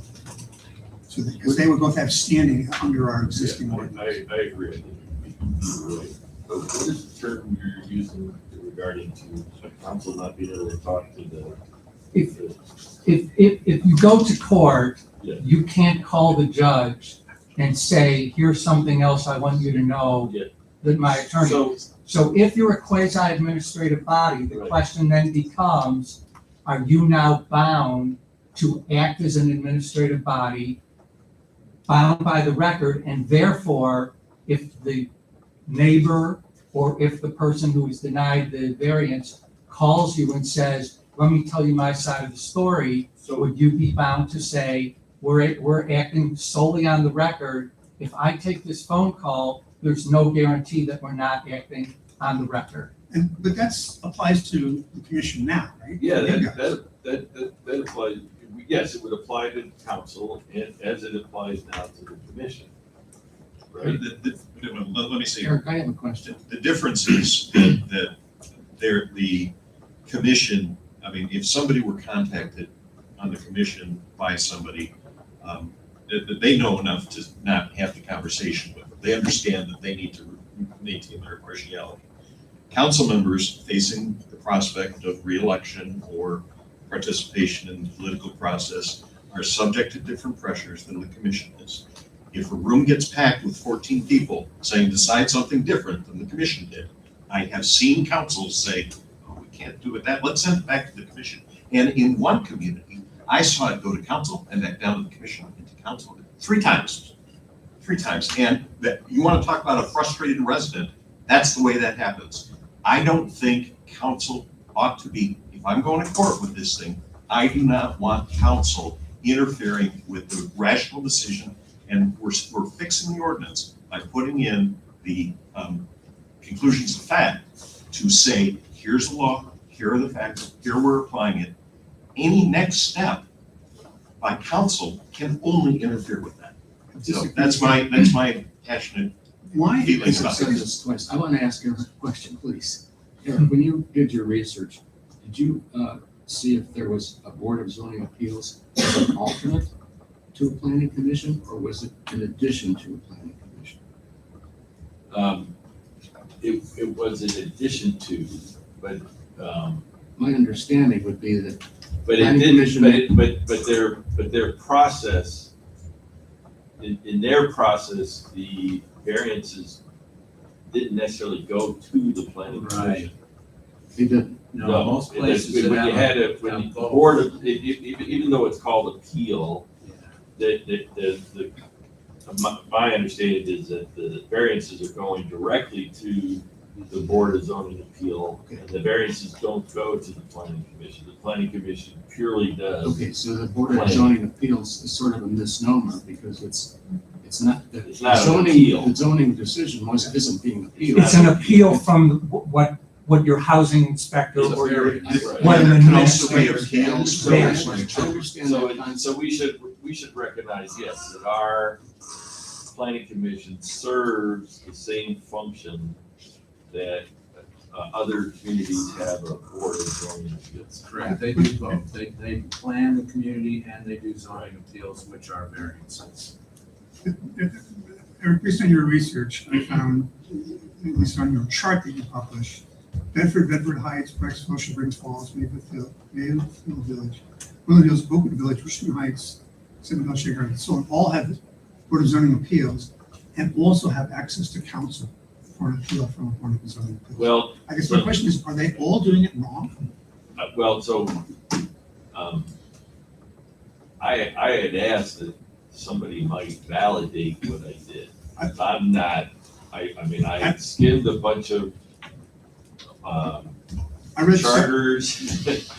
I read several I'm of not them. a lawyer. I can confirm that Yeah, Chagrin Falls, Solon, Rolling Hills. Moreland Hills had an access to, I haven't read all of them, but I've read those. They still have, even though they have a BZA, Board of Zoning Appeals, they still have access to council. And I think it's for all the same reasons we've been talking about. Not for Moreland Hills. It's not Moreland Hills? No, that would go to a 2506. Okay. But many communities do have that, and I think it's for the same reason. When you have a resident who just thinks they've been treated unfairly, this is a chance to avoid court. And I just, why give up this opportunity to avoid court and maybe have the residents go away and say, okay, I'm not happy, but I agree now, I was So- treated fairly without bias or prejudice. So I think we're getting to a point on this, this is what I said very early on, where I don't know that we have any other sides of this to present. Do we just go ahead and make a motion on an amendment and vote on it? And depending on how it goes, we're done talking. You're still gonna have to have a public hearing. Yeah, we still have a public hearing, but again, it's which version are we gonna present at the public hearing? right? Is the public hearing going to get into the minutia of this language? No. If they They're gonna ask, hear, some of these. you're taking away some rights, So, right? They can ask whatever they want. They can, but I mean, So I agree with you, Rick. I think that would be better to present to the public of this, and then to Rick's earlier comment, adding the standard of review, adding the findings of fact the record. element of that, so that way it's constrained as to what will happen in the next stage of council. But I still think it's a valuable tool. May never use it. It's a valuable tool to stay at court, and that by itself is worth it to me. So I think we're on agreement of getting rid of the automatic, whatever Yeah. you wanna call it, So- coming to council with any variance granted to a resident, is it resident? What was it, residential property? Commercial properties. Commercial property, That's sorry, all that yeah. can come to council, that needs to go. Yeah. that's- Findings of fact will happen on any appeal denied, or if there is an interested party who opposed an appeal that was granted, right? And then the sticking point is this appeal to council versus direct to the court. Is everyone in agreement with me on those three things? does that need to be on paper, what you just said? Yeah, I just wanted to like say like, this is where we're at, right? Yeah, Steve's gonna have to draft this. So then, Well, what's something on on this? the motion to amend it that way. Let's clarify, so that means adding, like this, with part C taken out completely. And then adding the language that Steve on findings of fact, conclusion of law, so if someone filed an appeal, then the commission would have to go back and do all that work. And then I don't know what the standard review exactly looks like, but I'm absolutely open to having that, so we could, Well, it should be the 2506. 2506. Put in words. Yeah. With all that, I would, okay, so I'd make a motion, subject to what I just said in this, to amend the current ordinance to provide that. And I'll say, Wait, hold on. To provide what? To provide- That, So take out paragraph C, just like this is. Yeah.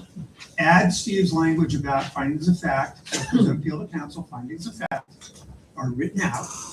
Then add the 2506 standard review for council.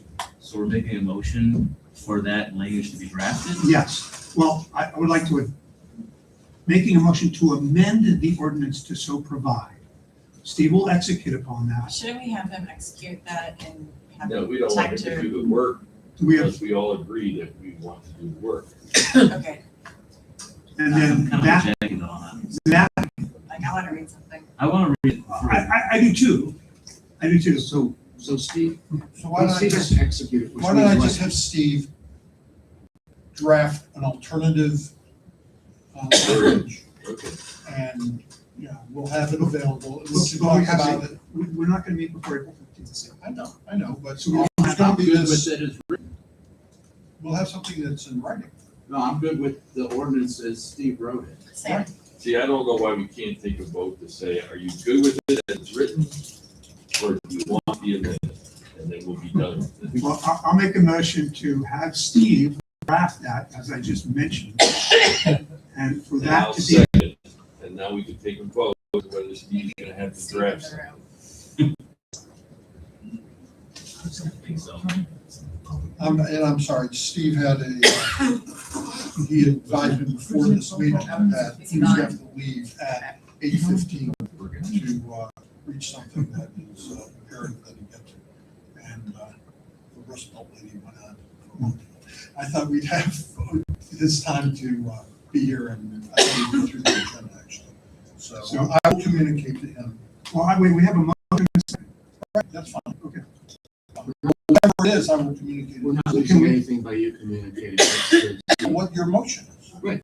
Yeah, we're gonna vote on it. Right. Vote. I agree. So we're voting on doing some work. We're voting, Honestly. we're voting, To do amend you the like it ordinance. as it is, or do you want to see it amended? So the motion What's the is- yes and no then? The yes is to amend the ordinance as we just discussed. Consistent with this, And the no would go with the version as Steve has already drafted. and add the standard review and add the findings of fact provisions.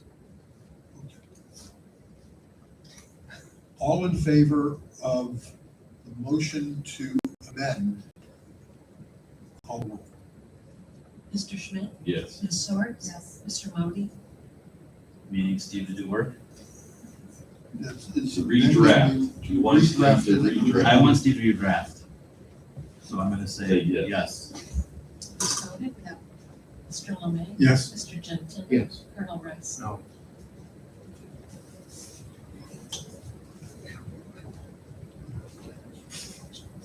So the motion to amend is adopted. Okay. Next on our agenda is, Solar. there we are, solar. We're on for third reading tonight, solar energy facilities. Is there any more discussion for tonight? Isn't there a public hearing on this one? There's a public hearing on April 15th. Also, George has been working on an iteration. Okay. It hasn't been changed yet. It hadn't been changed yet. Okay. The iteration is to, as we discussed in our last get-together about this, to add a provision dealing with corner lots specifically, because it needed something specific about corner lots and For setbacks ground required. arrays, Pardon? corn lot for ground array. Yes, Correct. corner lot for ground array, Gotcha. and that's the only change I think he's working on. That's what I thought. I had some comments 2 meetings ago about cooperative affiliates, electric storage and distribution of power grid, and we all thought batteries were appropriate, so we should have it. Do you remember that? I haven't seen that version. Did it get put up? I don't think we have had an update. We haven't had one, So we just got the draft. So I had a number of comments like that, just to kind of clean up stuff. I don't know if those got captured, and That's fine, okay. okay. I think, can we clean up or making the language tighter on the ground mounted solar? Right now it says needs to be behind, right? This came up with the first reading. And behind is ambiguous. Does that mean not visible? It can be on the side yard behind the house. Well, this, I actually had a proposal that did not say behind, but that it instead stipulated some sort of setback. Is, I think, what do you want, 50, do you want it to be 50 feet from the property so it's not visible? Do you want it to be 100 feet from the property line so it's not visible? But there are setbacks, right? But this would be its own setback. Like, you could only put the array in the yard if it could be blank feet from the property line. It had to be the ground mounted solar array has to be located in a rear yard, so that's behind the house, and a minimum of 20 feet from the side yard setback, from the side setback. See, but this is where I disagree with the behind the house. Okay. It's like- So this is what I'm gonna suggest. We're gonna have a public hearing on this on April 15th. Just because it says third reading tonight or whatever it says, like this, third reading. That doesn't mean we're voting on this thing on April 15th. That means we're going to receive public comment. And then we're going to either that evening have a discussion as to, what you thought about the public comments. We can change things. If someone like Mr. Schmidt doesn't like something, he wants a setback thing that he doesn't see in there now, the procedure would be for Mr. Schmidt to make a motion to amend the ordinance to accommodate what he sees in it, and it would acquire a second or not, and council would vote to amend or not. That would be the procedure. so that, no one's frustrated that they had an idea as to what they'd like to see in there. And, it's just not a back and forth conversation. We will at that point have the benefit of the public discussion. People can narrow their thoughts as to it, and either that evening or in a future evening, Pepper Pike has somehow survived many years without this currently on the books. And we're gonna do it right, is what I would urge. And if we need another meeting to, get this thing accomplished in its final form, that's fine. That's where we'll do it, okay? All right. We will move on then to, ordinance 2026-09, which is, we returned to the second reading. We didn't have enough votes last time to get it adopted on the building fees changes. Does anyone have any more conversation they want to have about that? Move to suspend rules. You mean, I'm ready to other than a suspend. motion to suspend the Yeah, I'm rules? ready to suspend rules. Second. I'm good with Okay. All right, so we have a first and second for a motion to suspend. Roll call, please. Mr. Schmidt? Yes. Ms. Sword? Yes. Mr. Moby? Yes. Ms. Godin? Yes. Mr. Lemay? Yes. Mr. Gentili? Yes. Colonel Rice? Yes. Okay, and a motion to adopt 2026-09. So moved. Second. Any further discussion? Hearing none, roll call, please. Mr. Schmidt? Yes. Ms. Sword? Yes. Mr. Moby? Yes. Ms. Godin? Yes. Mr. Lemay? Yes. Mr. Gentili? Yes. Colonel Rice? Yes. Thank you. Mr. Clausen, you're good to go. Yeah. Thank you, Council. Thank you for, literally, you're good to go if you want. but- Long overdue, and now we're market competitive, you would say? Yes.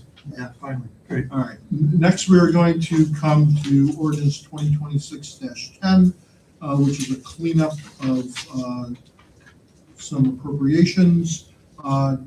This relates, council, to, we were carrying on our books as an encumbrance, the ARPA funds, the $250,000 encumbrance of ARPA dollars that we received from the county. The facility, or the entranceways, finally got built, and Mr. Rankentor, who wasn't here for the whole run-up and conclusion of this thing, when he came on board after first quarter last year, wasn't totally familiar with that, so we need to clean up that for our 2026 budget and make it right. 2025. 2025, pardon me. So what is ARPA? ARPA were the federal COVID funds, American something recovery. Yeah, Recovery and. yeah. It was the. So this is the last round of. This was the last round. We have to, have a proper accounting on our books of the expenditure of those ARPA funds. I just have one question. Yeah.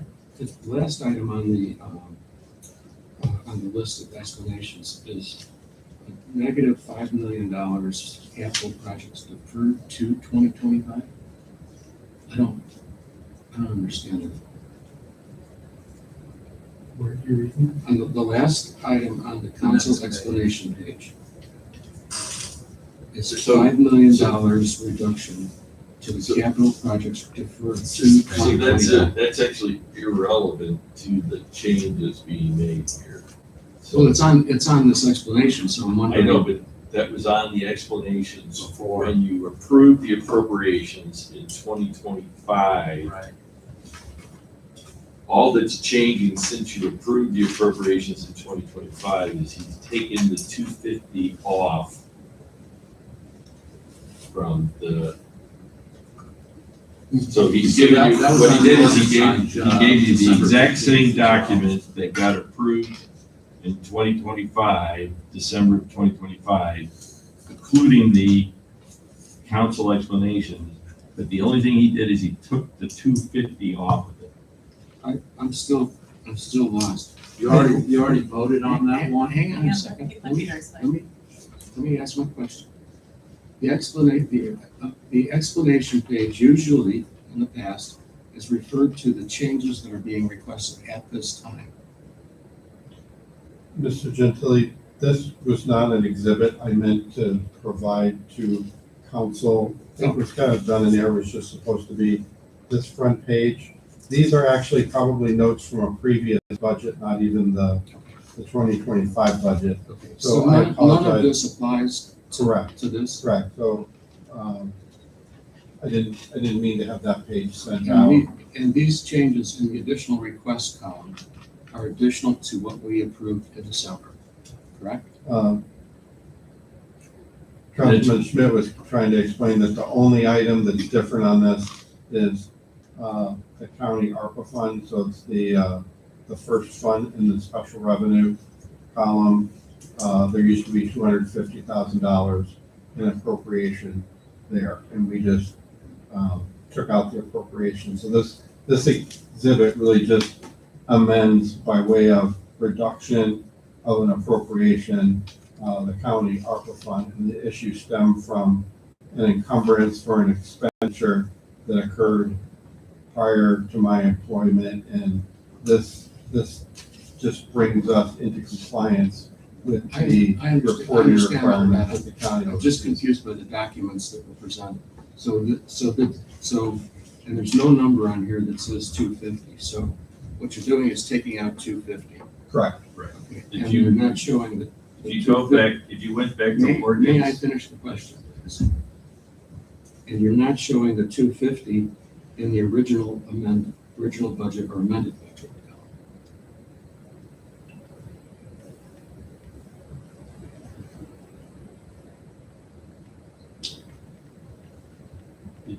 Because that's the first item on the second group, and there's nothing in the original budget column.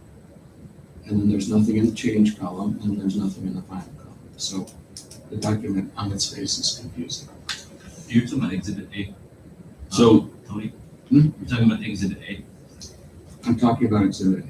so in ordinance 2025-23,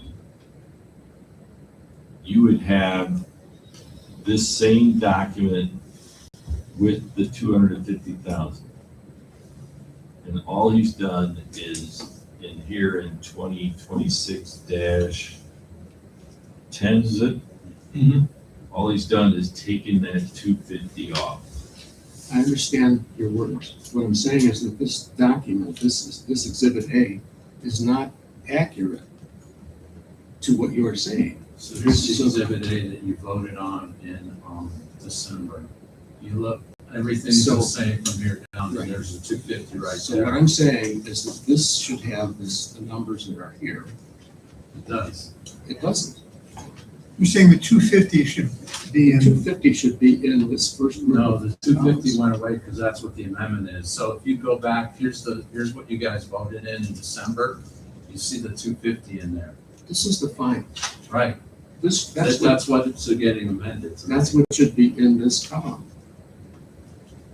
This first four columns should include that 250, because you're saying you're taking it out, and the 250 being taken out should be in here. No, because it was. I can't already vote for this expended. because I don't think that Peter, the Schedule A is correct, or Exhibit A is correct. So I see Tony's point that actually where it says original/amended budget, because I was thinking that it was just the original budget, but we amended it to include the 250. So if we could vote to take this with the amendment that 250 was added in the capital part of the original amended budget, and then subtract it out at the back end on the last column for the final appropriations, or the additional request would be a subtraction of the 250 that we originally had in there, then it would come to So, zero. okay. so let me make sure I understand. In the column, or in the row that says Cuyahoga County ARPA Fund, in the fourth column over, you're gonna put in 250. It's the third column. In both the Capital. third and the fourth. Third and fourth. Okay, So we still have that 250? got it. No, No, No, it's fine. spent. Okay, and then in the second group of of columns, you're gonna take out the 250, column 7 and 8. And then the last column will be 0. Correct. So that makes the exhibit that goes with the ordinance correct. So now I think we can vote on it and I can vote yes, if that changes. Yeah. So consider it changed as, Just redraft. we'll put up the exhibit. Okay. With that said, Because the issue was that it got spent but didn't get captured as being spent, right? right. It was carried forward in the Basically, that's what budget happened. that was passed in December. And it needs to be captured as spent. I'm just trying to make That's what I accurate and reflect what we're trying to do. Okay. Can we have a motion to suspend? So moved. Second. Roll call. Mr. Schmidt? Yes. Ms. Swords? Yes. Mr. Bowden? Yes. Ms. Goldick? Yes. Mr. Lemay? Yes. Mr. Gentile? Yes. Colonel Rice? Yes. And can we have a motion to adopt 2026-10 as So moved. Second. roll call? Mr. Schmidt? Yes. Ms. Swords? Yes. Mr. Bowden? Yes. Ms. Goldick? Yes. Mr. Lemay? Yes. Mr. Gentile? Yes. Colonel Rice? Yes. Okay, great. Moving on to a discussion of resolution 2026-11. This is the, that group who came forward and presented to us the Clean Future Ohio Community group. We didn't have for ourselves that evening the ordinance and resolution that they would promote to us to adopt. Conceptually, I just want, Ms. Godick asked last time we were together, where does that sit? So we accelerated that back onto the docket. Where it sits is when we read it, what they have promoted, it's an obligation that they want the city to accept, that we shall adopt in 2026 a program to reduce all carbon emissions. So it says the city hereby commits to a goal of achieving net zero emissions by 2050, which I Right. think, like the specificity of that, I don't Yeah. necessarily think is something that we need in our ordinance or I our would- resolution. What I would suggest is we make it an aspiration. Yeah. And instead of something that we're saying is gonna happen. Absolutely. We don't know that. And we can hope, we can wish, we can try, but it's gonna be an aspiration. And I just want to make sure that council was comfortable with this before we started making changes into the resolution that they proposed. So we're not voting on this. We're not voting on this, but it was a good catch by Steve as to, Okay. what it was telling us what we had to do. We'll get something drafted in the manner of what you're telling us. Yeah, I think my takeaways from reading through this are that we want to commit to working with them. We don't necessarily want to commit to any specific timelines or deliverables. Right. Given that they are, an organization working with a lot of municipalities, we don't have a sense on how quickly they can turn things around for us. How much we're gonna be able to rely on them, we wanna be able to use them in a partnership. But what that partnership looks like remains to be seen, so I don't think it makes sense to tie us to any specifics at the moment, other than, yes, we want to work with you. Well said. And this was zero cost, right? Zero. Did we get?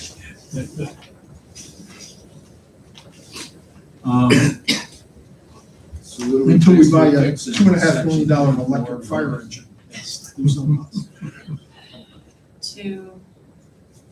I feel like section 2, 3, Two- 4, I like the, like the whole first section, all the whereas This is are good. great. Yeah. And then you get into all the specifics and it's like, well, do we want to do, I think it makes sense to, does it make sense to name a person, a point of contact? I think the city will facilitate involvement of community members and equitable way, those are sort of broad statements that I can see us wanting to follow. But, What we'll do in our redraft is keep those reasonable things Right. as you described, and we'll just make it a workable perfect. aspiration as opposed to something that is just. And the other piece you could do is a lead person, somebody appointed by the council. Sure. Instead of a name, Yeah, a position, or just voted annually by the council. Yeah, until we get, I'm almost inclined to leave it somewhat, They, working with General, council, but yeah. probably administrative mostly, until we sort of get into it and see, well, what are we even doing? Yeah. So we'll just mush around some language and get it. This one's free, too. Yeah. This is all free. That's Yeah. It's all free. Does it need a resolution? Could this line just they, be- I They think, require it. requested, They require yeah, it. to They don't request, want- I think, they they will want to not- be able to put our name on their promotional materials, right? Right, That they're our exactly, partner. okay, exactly. All right, next, we have we look for a motion to enter into an agreement for the purchase of 20 ballistic helmets for our police department at a cost of $27,260.84, which is just a number that the chief wildly came up with. Chief, you want to make sure council understands what we're doing here? Sure. Team Wendy is the same company we bought the helmets from originally 10 years ago. So these are replacement helmets, plus 2 additional for our new department members. Team Wendy has the best price. They're local. They're right in Cleveland. Compared to other national brands, it probably saved us at least $500 a helmet. Plus they gave us another $200 law enforcement discount as well. So the old helmets, we can either use them for spares, or maybe we can do something in gov deals with them. But there's no other turn-in program for the 20 original helmets. So, Is it just the end of their useful life, the old helmets, because they're just old, and nothing's happened to them? And they're not no, affected? we use them for drills, but everybody carries one in their car all the time. What does that mean? Basically, Ballistic they're out of part, warranty. as opposed to just. They're out of warranty. What's ballistic? Sure, for a bullet, right? Ballistic is. To protect your head from, Yeah, Kevlar. Ballistic means they would stay in. they're Kevlar? I forgot the exact material, they're very thick, but I can't remember the exact material though. It might be ceramic as well. Okay. Yeah, When are they worn? I'm assuming they're not worn like all the time. sure. Anytime we do an active shooter drill, we plan on, we wear them, number one, during drills, but then we plan on wearing them for deployment into any active shooter situation in any building. So the ones we had were only used for drills. Correct. Obviously, we can't bank on that being the same, but it was drill based and now they're just like Right. expired. Yeah, drill bases kept in the cars all the time, or in our duty bags, in the event that something would happen. And yeah, we have that, and we have suppressors on the rifles that kind of go together as the inside a building type active shooter. Is this already in the budget? Yes. Okay. Without any more questions, can we have a motion? So moved. Second. Roll call, please. Mr. Schmidt? Yes. Ms. Swartz? Yes. Mr. Moody? Yes. Ms. Godick? Yes. Mr. Lemay? Yes. Mr. Gentili? Yes. Colonel Rice? Yes. Okay, next, we've entertained a motion to award the Gates Mills Trail Project Phase 2 to Roniak Paving. Mr. Shi, you want to tell us about your successful bidding process? Yeah, we're excited about it. We got a good competitive price. Roniak is a very good, excellent paving company. Our estimate was about $825, so we're well below that. We had 8 contractors pick up our, and 7 of them provided bids. So it's Pretty solid. That's a big, why that discount? Do you have a guess? they're local. They, a lot of it's just how they're approaching the private business. Is asphalt the one you have? Asphalt prices are pretty much, they're not flat, they're a little bit up, but they're not up dramatically, even with all the turmoil going on right now, so, yeah. they have the equipment, they have the wherewithal to knock this out quickly. The goal is, if they get awarded tonight, they will start as early as April 13th and be done hopefully by mid-June. Paving, this is the trail itself and some stockpiling of soil from the excavation, which we keep on site, which actually helps keep the costs down. They had a hole in their schedule. I think they're all trying to load up their schedules right now, so Okay. all the paving companies are all. Is this different than who did phase one? It is. Phase one group was Northeast Ohio Trenching, also very good. With paving companies, there are asphalt companies and then there's excavation companies, and this project is a little bit of both. So a paving company got it, they were bidding on this, if they may or may not sub out some of the excavation. So Northeast Ohio Trenching used another paving company to actually put the trail in. I think the feedback has been very positive on the current one, on the softness, honestly. So would it be the same? Yes, Is same, product- same spec, same material essentially. And you're expecting, putting for $500,000 grant on this one, is that correct? We've already received a $500,000 grant All right. on the trail, so that'll cover about 400 of it. This is roughly 700,000, so 350 or about half of the trail coverage is already covered. Beauty. And also covers some of the other engineering, some of the other. Good to go. Could you let us know what the total cost will be next week or next meeting, including the engineering? Well, the engineering's still underway because we'll be doing construction staging, inspection, and all that kind of stuff. And we also have a separate package that we're still working on, some of the landscape. So that's a whole piece of the overall. Yeah, and as usual, we are actively engaged in the pursuit and persuasion of further funding opportunities as they present themselves. Just like we did with phase one.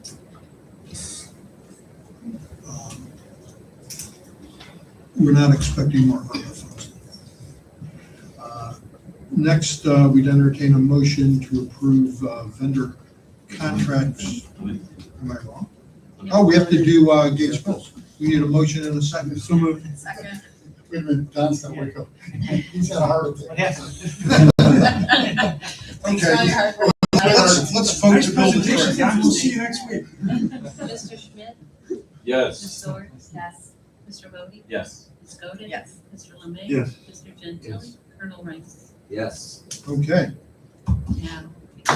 now we can go to a motion to approve vendor agreements with Palix for monthly pricing and contingencies related to our IT services and managed backup for $11,880 monthly. This will authorize us to proceed with our IT vendor on this. We're expanding our services a bit. We're still working on the exact, we got the price resolved, but we're still working on some of the fine tuning of their agreement and the services they're providing. Mr. Schmidt has provided some excellent collateral advice on some of the IT issues that we want to make sure are reflected in the final agreement that we have with, so far as some Give language. some examples of like what kind of projects this would be, like what kind of projects would they be doing? Some kind of What kind of projects would they be doing? projects. This is overall all of our IT services. Yeah, so it's not project based, it's the managed service for maintaining the. So What what is our about, current this is- infrastructure? Like what are they maintaining? Servers and the network Okay. and the software applications, the installation on any new PCs And security, right? and the security. And they do routine monitoring for security purposes. So, Hardware upgrades also. it's We swap all out, this is we have a not- program, we swap out laptops like every 2 years or 3 years or whatever. They are our Refresh. inside IT department. That's the function. So it's the back office essentially. It's not an app. It's not finance software like that. It's just, It actually explicitly said that they do not provide the, interface, so. So it's basically, instead of having an IT department work in this building, Right. it's the IT department over there. Correct. Okay. But it's doing a lot of, they're doing a lot of security work. So, Colonel, no hardware though. No hardware? No, that would be the scope of this. The question I have is, what was this cost on a monthly basis on the prior? You know, Peter, off the top of your head? No. Is this cost in the budget already? Yes. Could you get that information sent to us? Yes. tomorrow? Yeah, we've actually increased some of their security services that they're providing. And by providing that, they actually backed off some other pricing that they were charging us for. So it's more money, but there's been a back off of some of the other costs we had, so. It seems like, well, okay, so do you have a motion? so moved. Second. Roll call, please. Mr. Schmidt? Yes. Ms. Swords? Yes. Mr. Moby? Yes. Ms. Godin? Yes. Mr. Lemay? Yes. Mr. Gentili? Colonel Rice? Yes. Okay. Next, we'll hear from our committees. We did have a finance committee meeting this evening. Yes, we had a finance meeting and we did review, February, again, not much activity. More than we had in January, still need revised budget to accommodate the new labor. Thank you. Melissa, did you have a meeting since we last met? I sure left them. All right. Anything else? Any other committees report? Okay. I got it.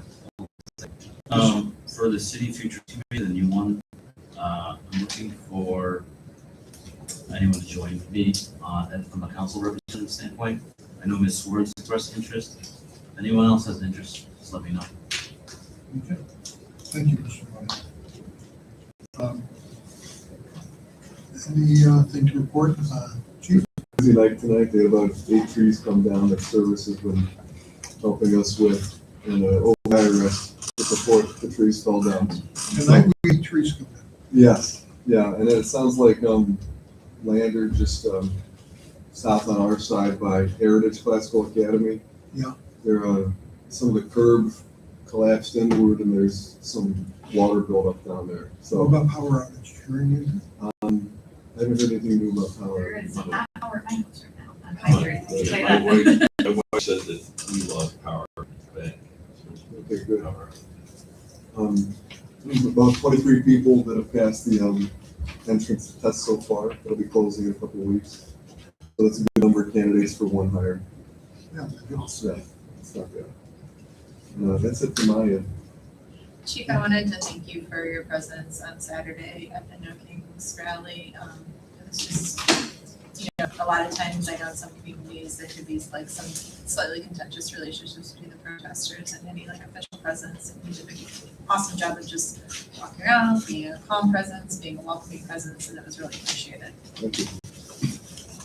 You as well. Thank you. Mr. Abbott, we finished our go around through all the branch shipping we were doing today, so it looks like Just in never time. ever done. It's like But this. it didn't snow, so that's good. Our residents took full advantage of the limb and branch pickup that we offered following the last storm.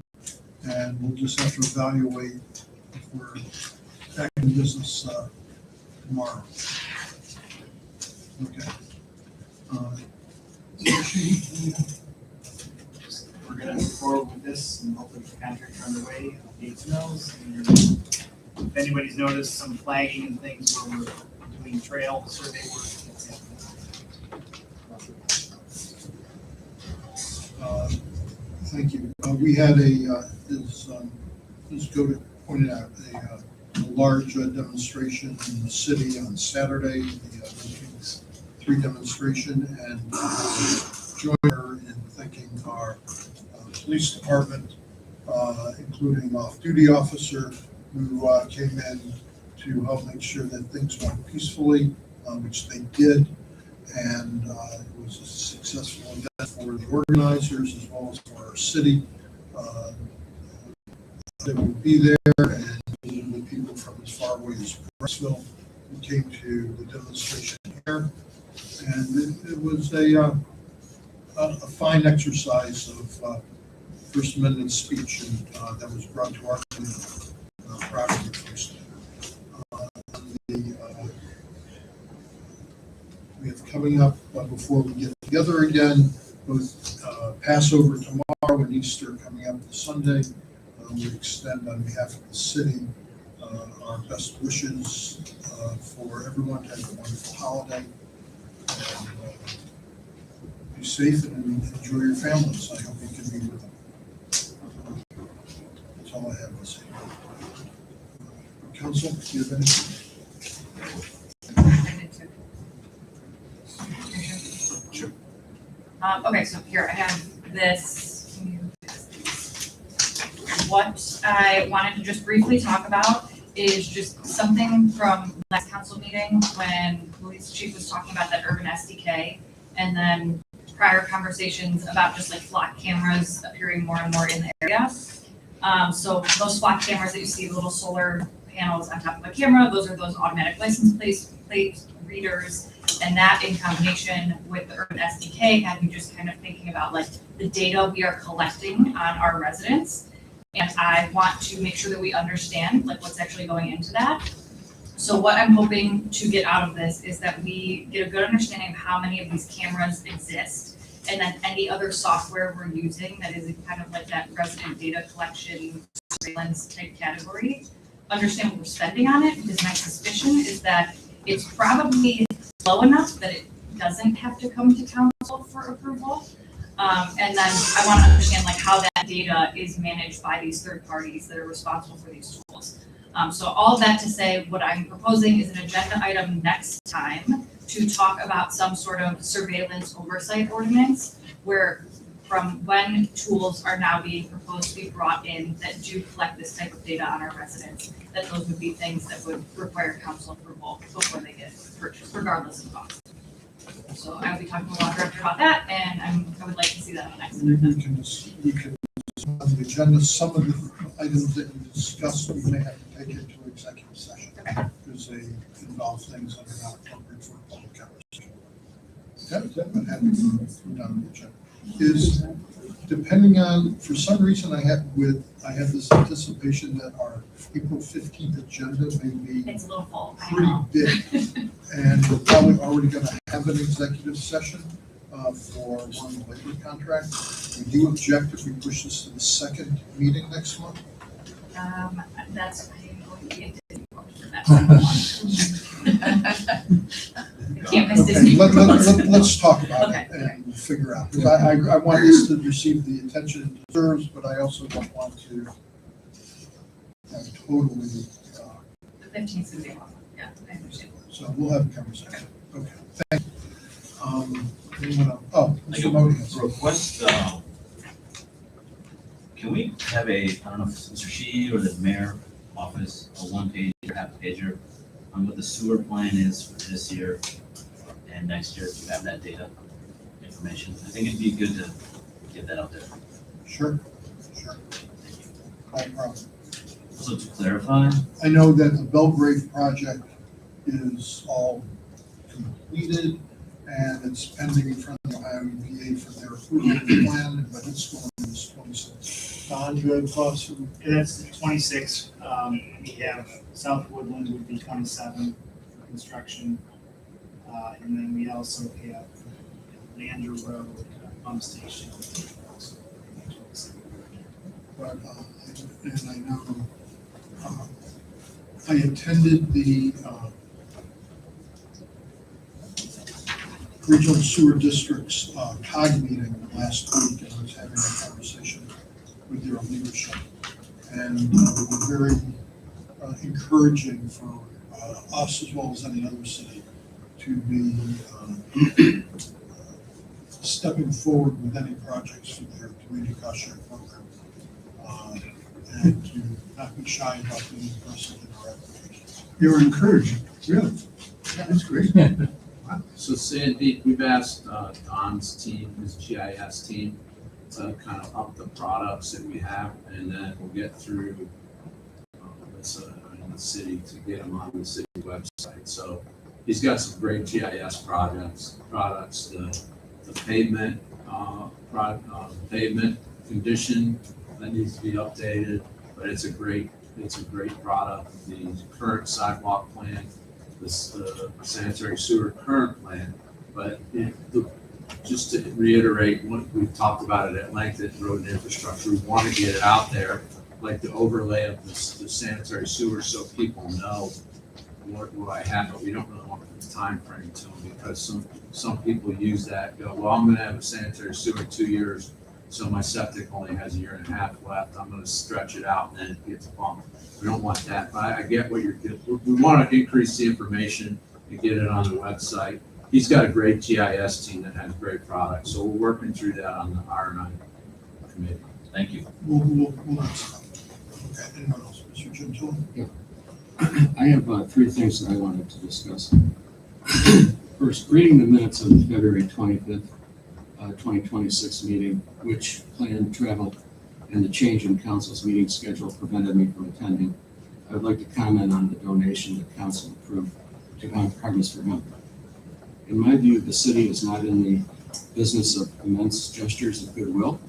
The city, being in a privileged position, whatever that means, is not a reason to ignore the fact that such a donation is an inappropriate use of the city fund, as some residents have expressed.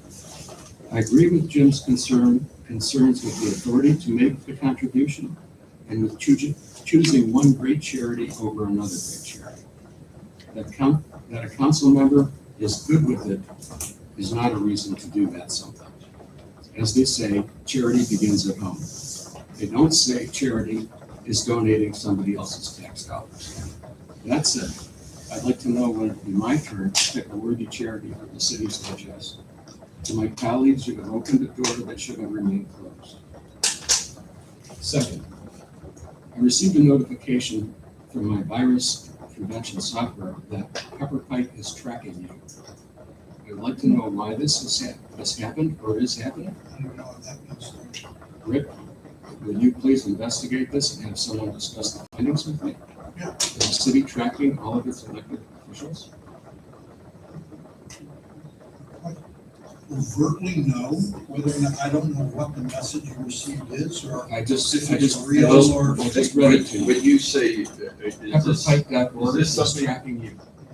Is this something related to your Pepper Pike email? No, And, came from my virus software. but your virus for your home? Yeah. You, I don't have a separate computer for Pepper Pike. I have a personal computer that I use for Pepper Pike and for my Yeah, personal use. yeah, but when you're in your Pepper Pike email on your personal computer, yes, your email is being protected.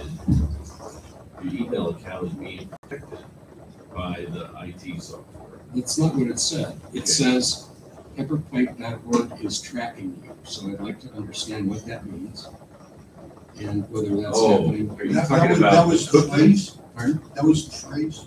That was Is the it- phrase. Are you talking about? We'll, and chief, we'll have to ask Becky. I don't know. Is it, or is it the cookies on Pepper Pike that? I don't know. We shouldn't just speculate here. Well, I I'd like think the you can mayor to look call- into it and get that. I had an issue with my authenticator, and I was put in touch with the IT department. I mean, I feel like that's probably the right solution, just get the bank number for IT. That's all I'm asking. That's all I'm asking for. We'll try to I'm figure not that asking for a lot of speculation. out. What virus protection do you use? Norton. Something like that. Norton. Norton? And finally, I'd like to know what steps have been taken to select and nominate a resident member to the finance committee.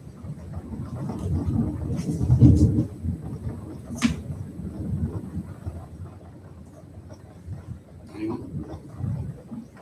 You're saying like that like it's a given that there should be a resident member on the finance. That's what was agreed to when Oh, you're referring to the investment specialist. that's what was agreed Yes. to by council when the investment advisory committee was shut down. So I'd like to know where that stands. Yeah, fair enough. We will bring it up in the next finance committee meeting. Anything else, anyone? All right, Mr. Lodi has asked if we could have a brief audience comment sections evening, now at the conclusion of our meeting. Any comment, we ask the Lodi, Mr. Lodi has suggested 90 seconds.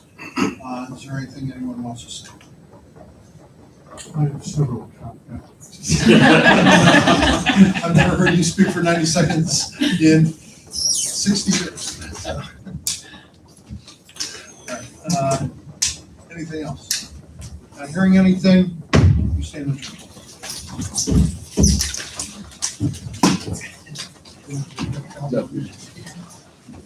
Let's just laugh. It's no way to clap.